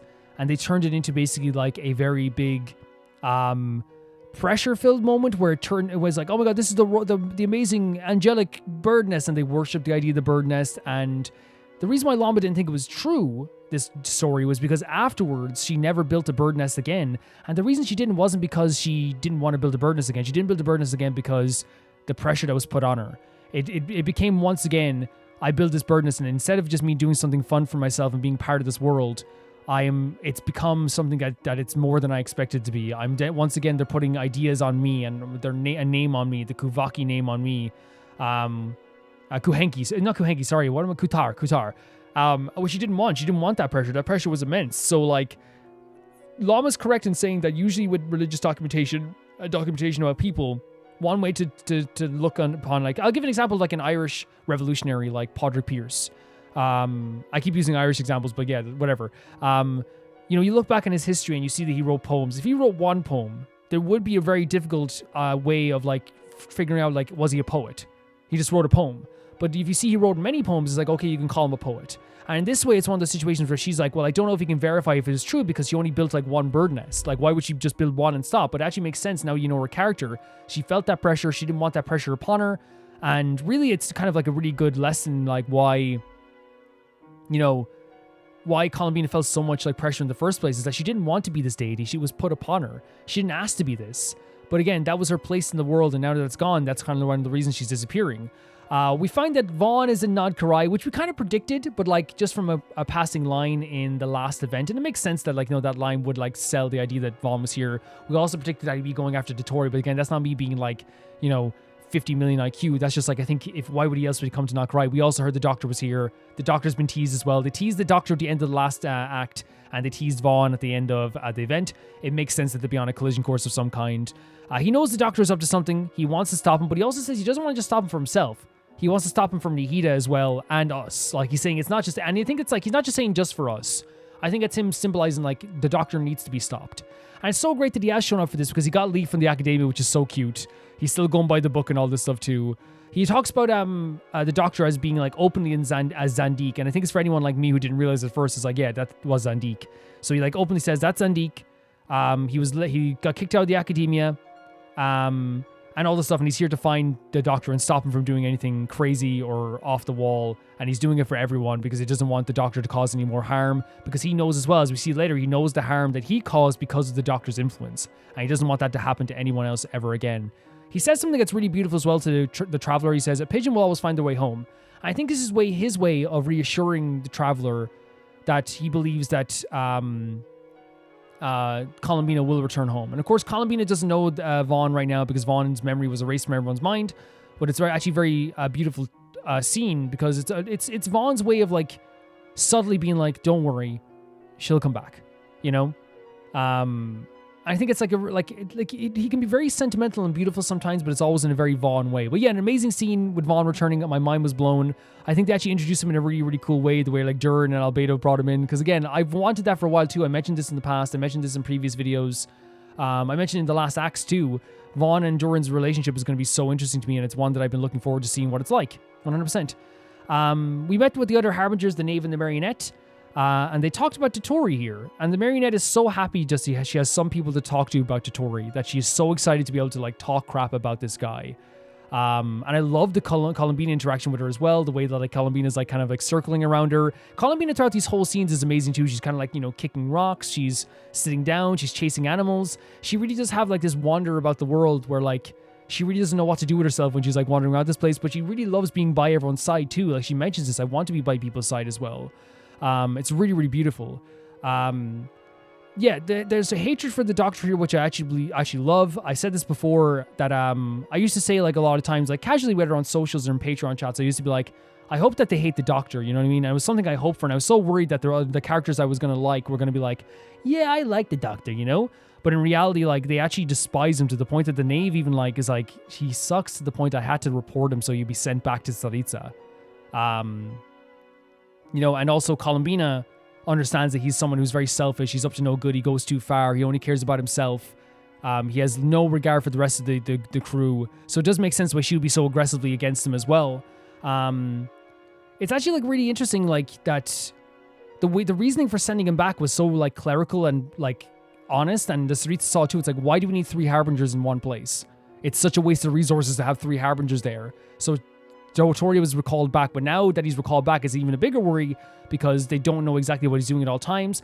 But the Knave says later on, like, you know, he can't hide his actions from us. He may be able to fool other people, but he can't hide it fool his colleagues in this way too. He has like a passion for the stuff he creates, but nothing else. And she says he will keep a low profile, but again, as I said, that's not going to work on the other Harbingers. And she also says Dottore will not give up, which is so true. Dottore will not give up until he gets exactly what he wants as well. He's also getting like money from Mr. Pringle and Regrader as well, I believe. And if the Tsaritsa calls it off, he'll get no funding or no resources as well at that time too. It's an interesting scene when the Knave also turns to Vaan and goes, "You know a little bit too much." You know what I mean? I actually love that scene because it actually like it was like a wink, wink, nudge, nudge to the camera, and Vaan like is like, "Hey, I'm getting out of here as soon as possible." But I love that the Marionette relates to Vaughn's hatred, and you know what it kind of felt like? Vaan, the Knave, and Marionette, even though they don't remember Vaan anymore, it felt like they could relate to each other once again about being Harbingers in some way and knowing Dottore. Yeah, as I said, the Marionette loves talking about him, and it's an amazing scene to see her just getting so flustered, because she deserves to be flustered, and it's cool to see, like, the Marionette going, "I hate him so much, oh my god, he sucks, blah, blah, blah," and the Knave goes, like, very, like, honest, like, "Yeah, he's this type of person, he's this type of person." It's a great, like, dynamic. The Marionette, like, also talks about, like, how she loves Columbina, but she hates the idea that she was given the 3rd spot in the, I think it's not a hatred for her, but it's a hatred that someone who she perceives to be doing nothing at the time is getting all this special treatment, while she was very openly saying that she was working so hard without any reward. So it was kind of like, that's where like her kind of like frustration with Columbina came around, but she still loved Columbina and cared about Columbina as well. And you saw Columbina poking her cheek in this scene too. Even though she's very close to her, it's okay. It's normal to resent that idea that she couldn't get higher up in the ranks, but someone else could that was like working, perceived to be not working as well. They even said Columbina was waiting every day. Columbina said she's waiting every day to see what price she was going to have to pay for getting home to stay in the Fatui, and that's a scary. That would make you so paranoid, and it makes you feel for Columbina even more. The idea that like she was every day she's thinking, is today the day they're going to come to me and ask me to do something? Is the day that day? Which again, I feel so bad for her. That's such a horrible feeling to have. And then Vaan apparently is the person who said to Marionette that she has the lousiest work and the toughest luck. So she has the kind of all the grunt work, and she has really terrible luck, but she doesn't remember who said it to her, but she remembers someone did say it to her. I think it's such a nice touch too. This scene was amazing. Not only just like the hatred for the Doctor, which I really love, but also how you're seeing all the characters like Vaan interact with people, all the other Harbingers again. Seeing like the Marionette get so flustered. It's such a great personality trait to see her like get so angry. Understandably so about Dottore, and also see the Knave also has a dislike for him too. Also seeing Columbina kind of like, you know, being happy to be around these characters again. That's a big thing about this whole scene and all these scenes. Columbina, who is like this introverted person, is just happy to be around these characters again, even if it is for like one of the few final times. But again, really interesting scene. A lot of political stuff going in there with like the Tsaritsa and calling people back and like resources and the Doctor working there behind everyone's back. But one thing is for certain with this, the Doctor's up to something. He will not give up until he gets what he wants. And even the other Harbingers understand this, and they're actually looking to stop him from doing what he's doing because they know that it's going to be no good in the end. We had the Duran scenes with Albedo and Vaan, which were also really beautiful. Vaan is trying to make sure Duran goes on the right path basically this whole time. And again, I've wanted these scenes for a while. I've wanted this relationship for a while.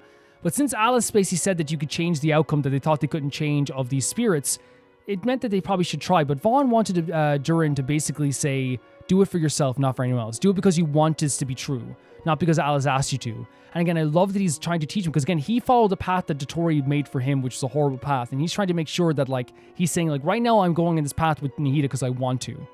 You should do this act, not because Alice told you to, but because you want to. And I think it's such an important lesson. They say that because of the abyss inside of Duran, you can actually make some strides with this stuff here.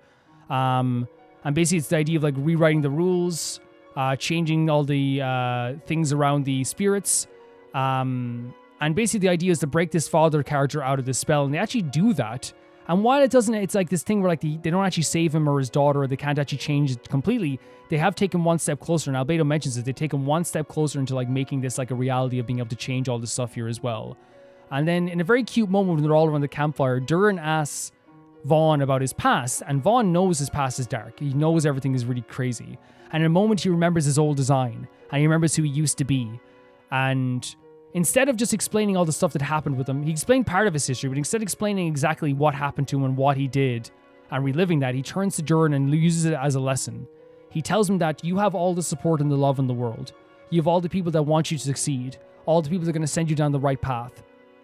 You do better than I do, basically. He didn't say that exactly, but he was basically saying that, like, he said it's easier to not make a mistake, or to keep yourself from making a horrible decision than actually trying to fix that mistake, which he's doing now. He made those horrible decisions under the manipulation of the Doctor. And the difference between the two of them, and he knows this, Vaan didn't have anybody. Or at least he thought he didn't have anybody. The Doctor was the only person he had, and the Doctor was manipulating him so badly that he was forcing him to do horrible stuff under the broken mind that the Vaan was at the time. And he's trying to teach Duran, you have all the support in the world. I didn't. Don't be like me. And he's saying that in no uncertain terms, like, you have a chance to do something more amazing. You have that amazing chance. Which I think is such a beautiful sentiment. Like, this made me cry just because, like, Vaughn's story is, like, one of the most important stories in the game.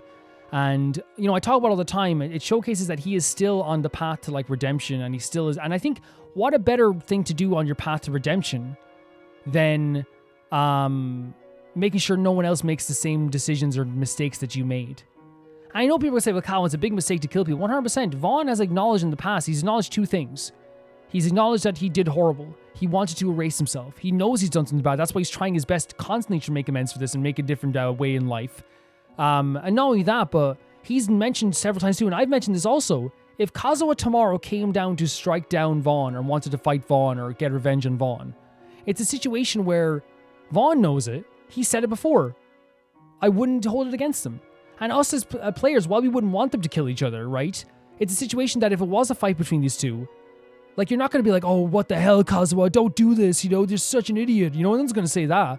Everyone understands the pain that he has, but of course, Kazuha wants to move on as well, and Vaan is trying to move on with his life, but that doesn't change the fact that he has an immense amount of guilt in his heart and in his life. But it is just 100% the case that he is trying to move on, and like I said, what a better way to help people move on than or to, like, overcome this than helping someone else not make the same mistakes you did. In a very beautiful scene. I was bawling for that scene. Yeah, the scenes between these two characters was amazing. I love seeing all of them interact, and I love what I've wanted for months. Vaan being Duran's kind of mentor, and even called him his first friend, and I love that there as well. And I said he has, like, the kind of very analytical aspect of Albedo teaching him stuff, and then also has Vaan teaching him more like kind of like life lessons, which I love too, through his own mistakes. And that's a really cool thing, teaching people through your own mistakes. We got into the next act a little bit, and Nicole needs 3 candidates who are human, who can withstand Kuvaki energy with a resonance, withstand a little bit of resonance to Kuvaki, in order to be able to open this gate so that they can find a way to enter the portal and to the other side, I guess, and help Columbina in that sense too. Columbina sees, like, how many people are helping her, and this is an amazing scene. Like, she sees not only, like, his Aether who always is helping her, but she sees, like, everybody who wants to help her, everyone who knows how much she did for Krai, and they want to be the person that helps her as well. They're volunteering to take this test, which is, you know, it's vomit-inducing. It makes you dizzy. It makes you, writhe over in pain. Aino is volunteering to do it. Nefa's all volunteering to do it. Varka is. And she's seeing all these people doing this one thing for her, and I think that's one of the things that we really get from her character. She's realizing that she is so loved and so cared about, but all that is needed is the idea of giving her a name. And I love even as well, like, the character's like, I love Columbina as a name, but again, it's not the name maybe that she needs right now. Maybe it will be in the end, we don't know. But it is, like, a really sweet thing. Seeing all these characters, robots, fays, people, kids, everyone is willing to fast for 3 days in order to help Columbina. And It's basically like a cheat, she said. It's a way of having like a Kuvaki transfusion, like a blood transfusion. You don't eat for 3 days and you have this transfusion and you're able to open the door. And that's basically what they attempted to do here. And it 3 people they did are going to do in the end is Lauma, Ether, and the Knave. And it's a really great selection. I love that. Like even like I thought Vark would be the one to do it, and he like failed that as well. Nefer wasn't able to do it. Yehoda wasn't able to do it. They showcased really like everyone's really attempting to help out in this thing, but again, they weren't able to do it fully. And I really think that they did a fantastic job of showing how much Columbina is loved and showing how much people are going to lengths to help her. To also, I think it's also sad at the same time too, because she's already feeling like she wants to stay here like greatly, and this is going to make her want to stay even more, honestly too. But yeah, I can't wait to see where that's going to go in the future too. But I think it was just an amazing scene to showcase the love that Columbina has and the efforts people are going to help her as well. This was a really beautiful act. We talked about the previous part of this as well, but I love the introduction of Alice. Was amazing. The introduction of Alice was like intimidating, but beautiful and funny at the same time too. She's exactly the character you want her to be. The Kuvaki, the spirit of Columbina, was such a beautifully sad moment that made me tear up so much. But it was a really good way of showcasing like her separation from Earth and how the Earth is kind of like separating from her. We learned about the idea that she needs to have a name and a purpose on this Earth because she lost that purpose over time. There's so many amazing things that happened across all these acts. And if you want to hear my thoughts about the previous part, the first half, you can check that in the first part of this video as well. But there's a lot of stuff here that really happened in this act. It was amazing. It was incredible. And I honestly really was blown away by this as well. Really blown away by this act. It was definitely more like soft and like methodical, but I think again, pacing wise, I'm not opposed to that at all. Really, really cool stuff. With that, I want to say thank you so much to all the people who have watched these videos and all the people who have supported me. If you want a prediction of what's happening in the next act, I can only imagine that with something that's going to happen with Dottore. It has to be Dottore. I don't know if we're going to see him or if we're going to unveil something. Maybe we'll find some more stuff about it in Zandik, but we're heading towards Dottore. Like, let's just be honest here. We're heading towards something with Dottore. I don't know if it's going to be Act 6, Act 7, Act 9. I don't know, but like we're heading something to do with Dottore. It just makes sense. It's all leading there, honestly. Okay, so let's go and do some trials for these characters that are on the banner. As you can see here, as I said, there's like a new thing here in the banner as well. It's like a game. As you can see here, exactly where I said, I stopped right before it said witches because I was like, I'm not going into that. And I just kind of like brushed past Nocturne to temper themselves on the journey far, because that's the Archon quest. And I was like, I'm not looking at this, so I brushed past this. But I did see this, of course. Or no, that's it. Oh, sorry, wait. Oh, no. Yeah, I get it now. I brushed past this, and then I went to this, and I was like, I'm not going to the witches thing. Now I get it. Okay, I thought this was Archon quest, and that's the favorite, right? Yeah, I chose Eula, by the way. But like, can I legit be honest? I didn't know this was a 2-time thing. You can do this again. Yeah. But yeah, then there's this here, that's 5 calendar days, and then this would be... Oh, it would not have given me any indication whatsoever. Okay, it legitimately would not have given me a single hint. I don't know why. I think like there's a part of me that thought that maybe it could have been like a quest. It could have been, I guess whatever, the quest marker. Yeah, I guess I was just being silly. I don't know. I will never feel bad for being over prepared for spoilers as much as possible. I will never feel bad about that, because it's the way I want to do things, and it honestly leads to, in my opinion, a better playthrough, hopefully. I'm not saying my playthroughs are good, but like I will never feel bad about that. Then we have the Undying Fire. Here's the characters here. Oh, we get to try out Yehoda as well. So let's start off with Farazan. I'll take some Farazan gifts. I know how to use Farazan, right? But like I think it's one of those situations where like it's not going to be a bad thing to have like a little bit of a refresher. Farazan will enter the Manifest Gale state after unleashing her elemental skill. While in this state, her next fully charged shot will become a Hurricane Arrow, which creates a pressurized collapse effect to target hit. The effect will burst after a short delay. Oh, nice. Before dealing AoE animo damage and pulling nearby objects on the opponent's in. Okay, that's something I forgot that we could do, because I never used that. Farazan's elemental burst deploys a dazzling polyhedron that deals AoE animo damage. The polyhedron will continuously move along the triangular path, and once it reaches each corner of the triangular path, it will unleash a whirlwind pulse that increases the opponent's animo resistance and grants all nearby party members an animo damage bonus. So that's what it does. I just press it and then I do more damage. But I forgot about the bow thing, so we had to hit the bow twice. Then we had to charge the bow, and then... So we use the skill, charge the bow, and then charge it again, and that will bring people in, I guess? What's our team here? 100 years have passed. Okay. Yet there hasn't been any change to those dumb rules at the academia. So it's this here, like this. So we do this, and that brings the people in together, I guess. But the one thing I always do is like, first of all, we do this, do this. Might as well activate this. Then we activate this. Then I do this, right? And he gives us extra animal damage. I think so. He's so... I got a level Hazel as well. He's so fun. Yeah, he's so fun.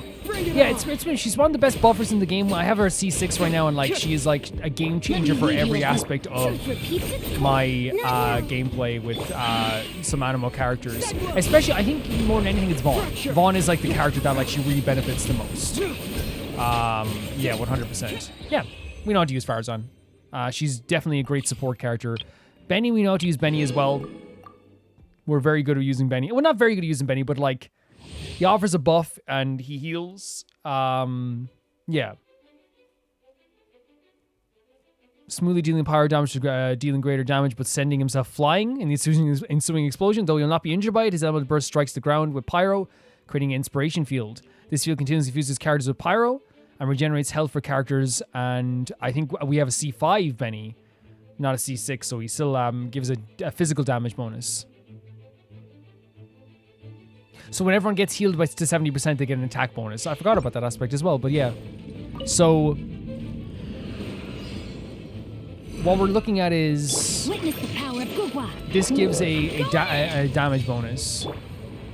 Let's spark things up a little. But we have to be in here as well. You're in for a little shock. I forgot that like Sing Show is like basically like people say he's like a 5-star when he's at C6. So I have him C6 as well, and he's fantastic. So yeah, this type of buff here. Come a little closer. Try not to enjoy.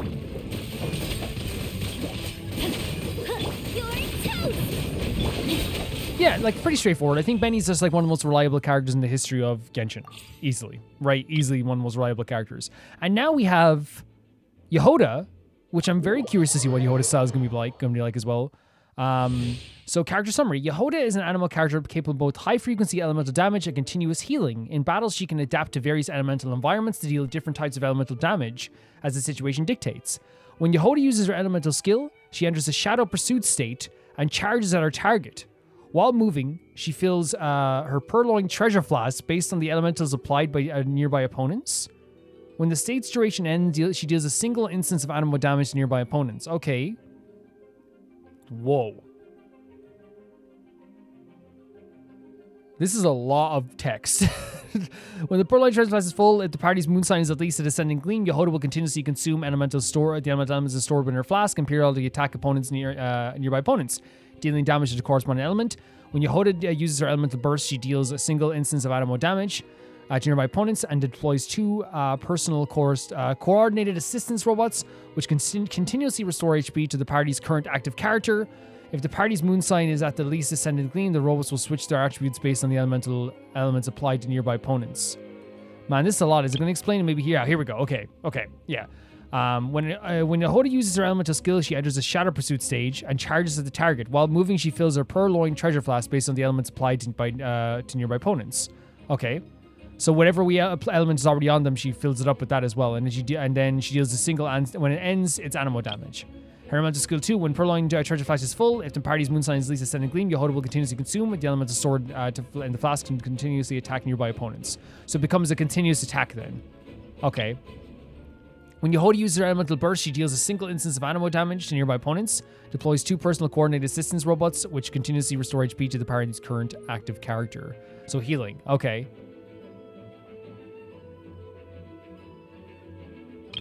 And then, if the party's moon sign is the ascendant gleam, the opponent robots will switch their attributes based on the elements applied by near opponents. Okay, so what we have to deal with here is we fill up the flask with whatever the element that is attached to them. When it's ending, we do animal damage. If we have ascendant gleam, then Yehoda will continuously attack opponents, dealing damage to the corresponding element. This will heal people, but also give a single instance of animal damage. An assistant robot is going to activate as well. If the party's moon sign is Lee Sun and Gleam, the robot will switch their attribute based on the element applied. Okay, so it's a robot as well. Let's try our best with this. I do think that they have like a lot of text nowadays, but at least like it's separated into different stages there. There's our Yehoda, adorable Yehoda. Did she? Oh my god, what? The glass is coming down. That's so cute. Look at this. Did she like kick the arrow? That's awesome. Look at this. The glass is coming down is so cool. Okay, so let's try this out here. So we have. You're not going anywhere. Oh, I can see it filling up. That's awesome. But it fills up with like water, I guess, and then continuously attacks after that as well. Very cool. The long sleep beckons. Jesus. Start the clock. Full speed ahead. And then this is the one that like deals damage with heals nearby characters as well. And this fills it up to Duran. Oh, that's actually a really interesting move then. Right? Look, the rainbow. Faster, stronger. Like it's a super interesting move. I'm not sure I understand it fully.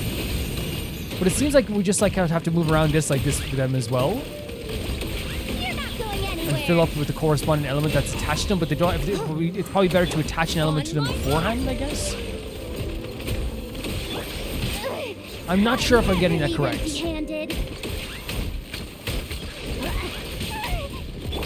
Yeah, I'm not sure I'm getting that correct whatsoever. Yeah, I might try again and just, you guys tell me if I'm doing this right. So my thought process is that you activate this to give some like to add an element to it, like lighten, like electricity or something like that as well. And then you have her do this, so the corresponding thing is what like she activates as well. And you see it goes purple when it's electric, I guess. Is that correct? Maybe?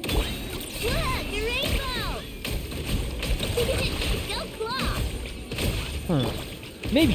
Yeah, you guys are probably able to like tell me if I'm wrong. It seems like, yeah, we whatever elements attached to them, where it's now it's water attached to them, so we actually do animal damage with water as well, I guess.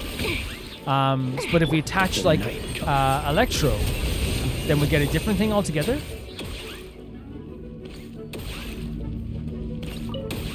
Let's try one more time here. So let's say if we attach this here, and I do this. That's water because they're water still. Okay.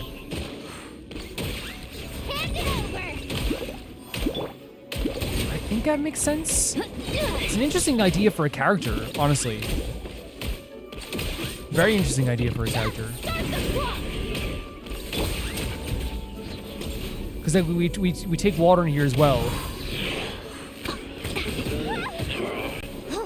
Beware the creatures of the night. Observe. So if we do this, it's going to turn electro, right?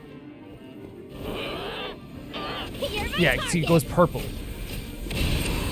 I think, again, I could be getting this wrong. It could just be really bad at this. That's fair enough. It's an interesting idea for a character here. It really is. Like collecting damage to hit with hit the enemy almost. Controlled breathing. Yeah. Okay. So let's do our trial stage. Then that's fine. So we got the stuff for Yehoda, and I think we know how to use Venti, but we're gonna be doing the trial anyway. I think we know how to use Venti anyway. Venti is an animal character. I love the new UI. I do love it. It really is cool. But we had to do this. Venti, tapping a Venti's elemental skill summons a wind domain that deals animal damage to opponents and launches them into the air. Upon holding down Venti's elemental skill, summons an even bigger wind domain that deals animal damage to opponents, launching them up, and allows Venti to ride the wind up into the air and then do like a plunging attack. When Venti uses elemental burst, he creates a storm eye that sucks opponents and deals continuous animal damage. If the storm eye comes into contact with a hydro, pyro, or Krai or electro, it will deal additional elemental damage of that type. When the party includes at least 2 Hexenzirkel characters while storm eye is active, Venti's normal attack will transform into Windsummer Arrow. Okay, so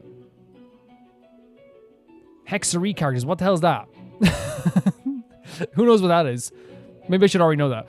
But yeah, if it comes into contact, it will deal additional elemental damage. Okay, so we kind of know how to use this to use Venti, but they will give us like kind of like a tutorial on how to use them, which I think is really cool too.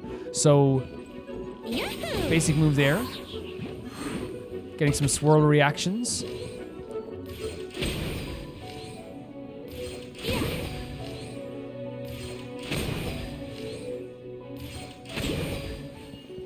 Time for takeoff. off. Brace yourselves.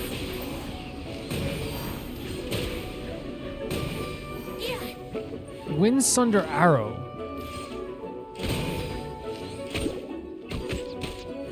Let's play.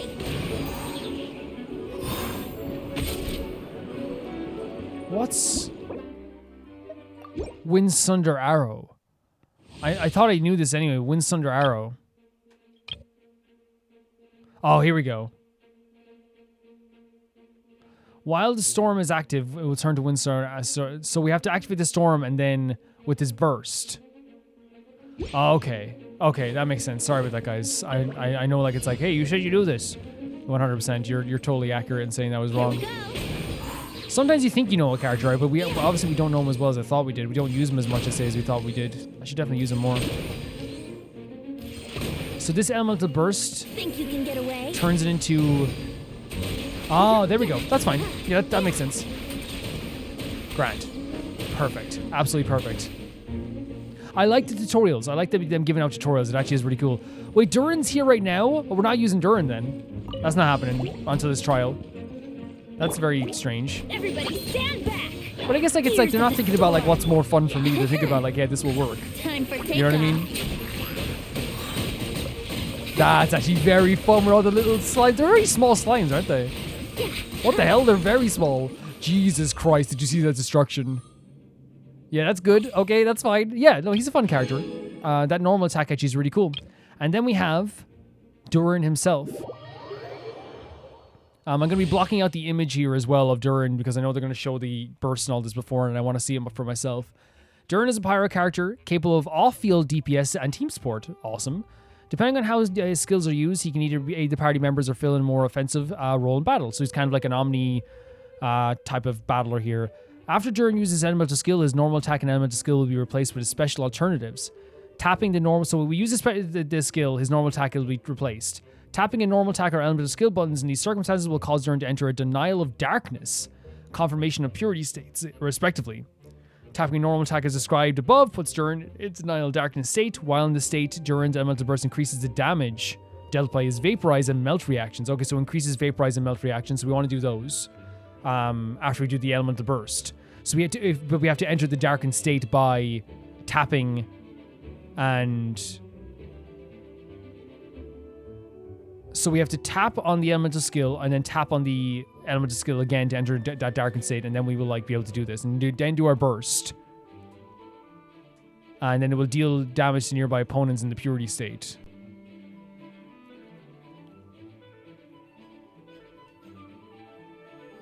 And improve his vaporized damage. Okay. Tapping on the elemental skill is described above puts Duran into purity state. While this state, Duran's elemental burst can periodically deal damage to opponents.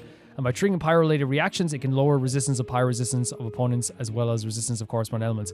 I think we could try this from this, right? So after his elemental skill, his normal attacks and elemental skill replaced with special alternatives, as he said before. Tapping on the normal attack, the elemental skill, the circumstances will enter... Oh, that's the denial of darkness, okay. When the confirmation of purity state, Duran's elemental burst can periodically deal damage to nearby opponents. And by triggering pyro-related reactions, it can also lower the pyro resistance of opponents as well as resistance of the corresponding element. Okay, so while in this purity state, which we enter through... Wait, so...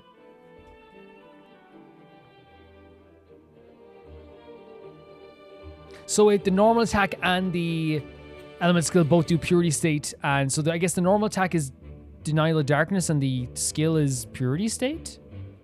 While in the purity state, the element burst can periodically deal damage to nearby opponents. It can also... Oh, is he a Hex 3 character? That's probably what he is. It can also lower the pyro resistance opponents and the corresponding involved said reactions. While in denial of darkness state, Duran's elemental burst increases the damage dealt by his vaporize and melt reactions. Okay. So while in denial of darkness, the elemental burst increases damage dealt by vaporize and melt. Okay. Okay, I'll just try it out. We'll try it out. I'm not saying I'm going to be fantastic at this, but we'll try it out.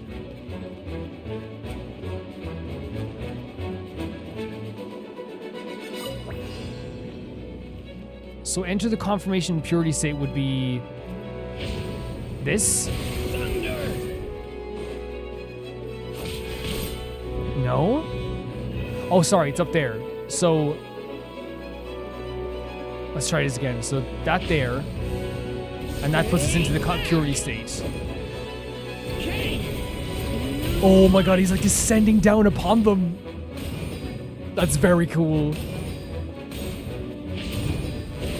And this is the thing that then increases our vapor. So that's insane, that move. It's almost like an attack from above. So cool. So cool. Oh, because let's try this out here. So this is... this sends us into the Denial of Darkness state, and this will include our vapor. Look how cool it is. It's like he's descending from above. Okay, 1 second here. I'm gonna just see the tutorial again, just so we can make sure we're getting everything. Now that I know what it is there. So when we're in the, just to see what we're gonna say, when we're in the purity state, the elemental burst can deal damage nearby to opponents, and also can lower the pyro resistance of opponents. So the purity state, which is the skill, when you hit the skill twice, lowers the pyro resistance of everyone opponents, and then when you do the normal attack in the Denial of Darkness state, it increases damage by vaporize and melt. But we don't really have vaporize and melt abilities here, right? Sorry, I'm so confused on this, guys. Just very new to me. So, for example, this goes... That's purity state, which will include will reduce their pyro resistance. Klee's move is so cute, though, isn't it? So we go bam, bam, and then just look, like it's descending from above, which is so crazy to me. And that improves that decreases their pyro resistance, but also does damage to them nearby. As you can see, it's doing constant damage, which is really cool. At least that's what I think it's doing. What is? Feel this ancient power. I love that Albedo's here with them, by the way. So then we can also do this, and this will enter the Denial of Darkness state, and this will increase like vaporize and melt damage. So I guess, oh, you can see you can do melt here. Yeah, that makes sense. Okay. I'm gonna get to use Klee, by the way, as well with her crazy move too. Moments of birth.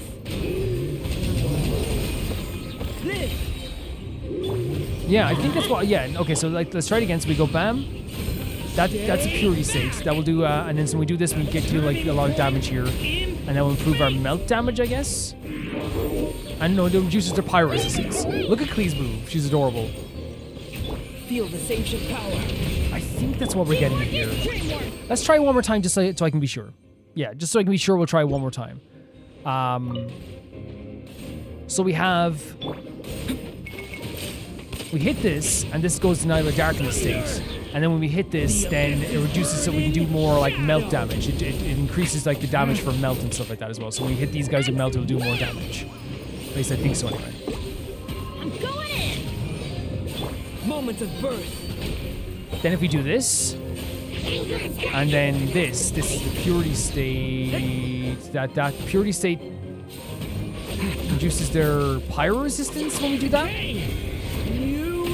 So we can get more pyro damage. And then we do, this is Denial state. This is for melt and stuff like this as well. That will help them melt, I guess. I can't get over her just using the dope here.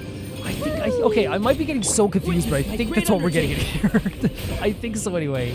So again, this here, purity state, right? This will reduce pyro resistance. This here, let's do it again. Denial of Darkness state. This will increase melt damage and vaporize and stuff like that as well. Feel this ancient power. Maybe? Everybody stand back. Let's go again. So this is pyro resistance. Story has only just begun. So then we can do stuff like this. I think so anyway. Maybe I'm just like, I'm feeling like I'm more confused than I actually am, but I'm actually not that confused. You know what I mean? It could be that as well. So that's the Denial of Darkness state. So freaking cool. Like that descending move is so cool. Moments of birth. Yeah, okay. I think I get that idea. I think I get the idea, but I could be wrong. But what I say so far is that I think that it's like one of those things where I don't think it's complicated. I don't think it's complicated. I think it's actually quite fun, and it's one of those things that I feel like, kind of like with Farina, where when I first use Farina, I never know what to do. I'm like, oh, do I do this or do that now? But I imagine that if you create a team that's like super fun with like Vaporize and Melt and stuff like this too, you're probably going to have like an amazing time with that. 100%. It's something I definitely didn't get at the first try around, but imagine once you get like you practice with it and you really understand everything fully and you're using that character and utilizing them fully, it's going to be more than fun. Yeah. Okay, that's cool. That's really, really cool. I would say that, like, you know, he's going to be a really fun character. He's going to be a character that I think that you can make a lot of great teams out of, whether that be in support. Especially, I think, if you put him on a team maybe with, like... Wait, do you think he'd be really good on Hu Tao's team? As a support? Just, like, improving her pyro damage? I think so, right? Like, if we put her on this team instead of Fischl, and we use his pyro to reduce people's pyro resistance, we did this that we usually do. This, and then this usual thing, and just start charging. You think so? Maybe. Okay. Thank you so much to my patrons at the highest tier. I want to say thank you so much to TieFire2, Jamie Bull, Johnny the Banana, The Ghostly Nizuma, Felicius Felix, Yule, Radish Anusta, Lynx Markey, Assassin, True Peanut Butter, Peter Shelson, Leon, High Gasparian, Jared Beanham, Neo Sharite, the top tier of my YouTube, RollGamer7, Lucinagi, and Blasco. See you guys so soon. Bye bye.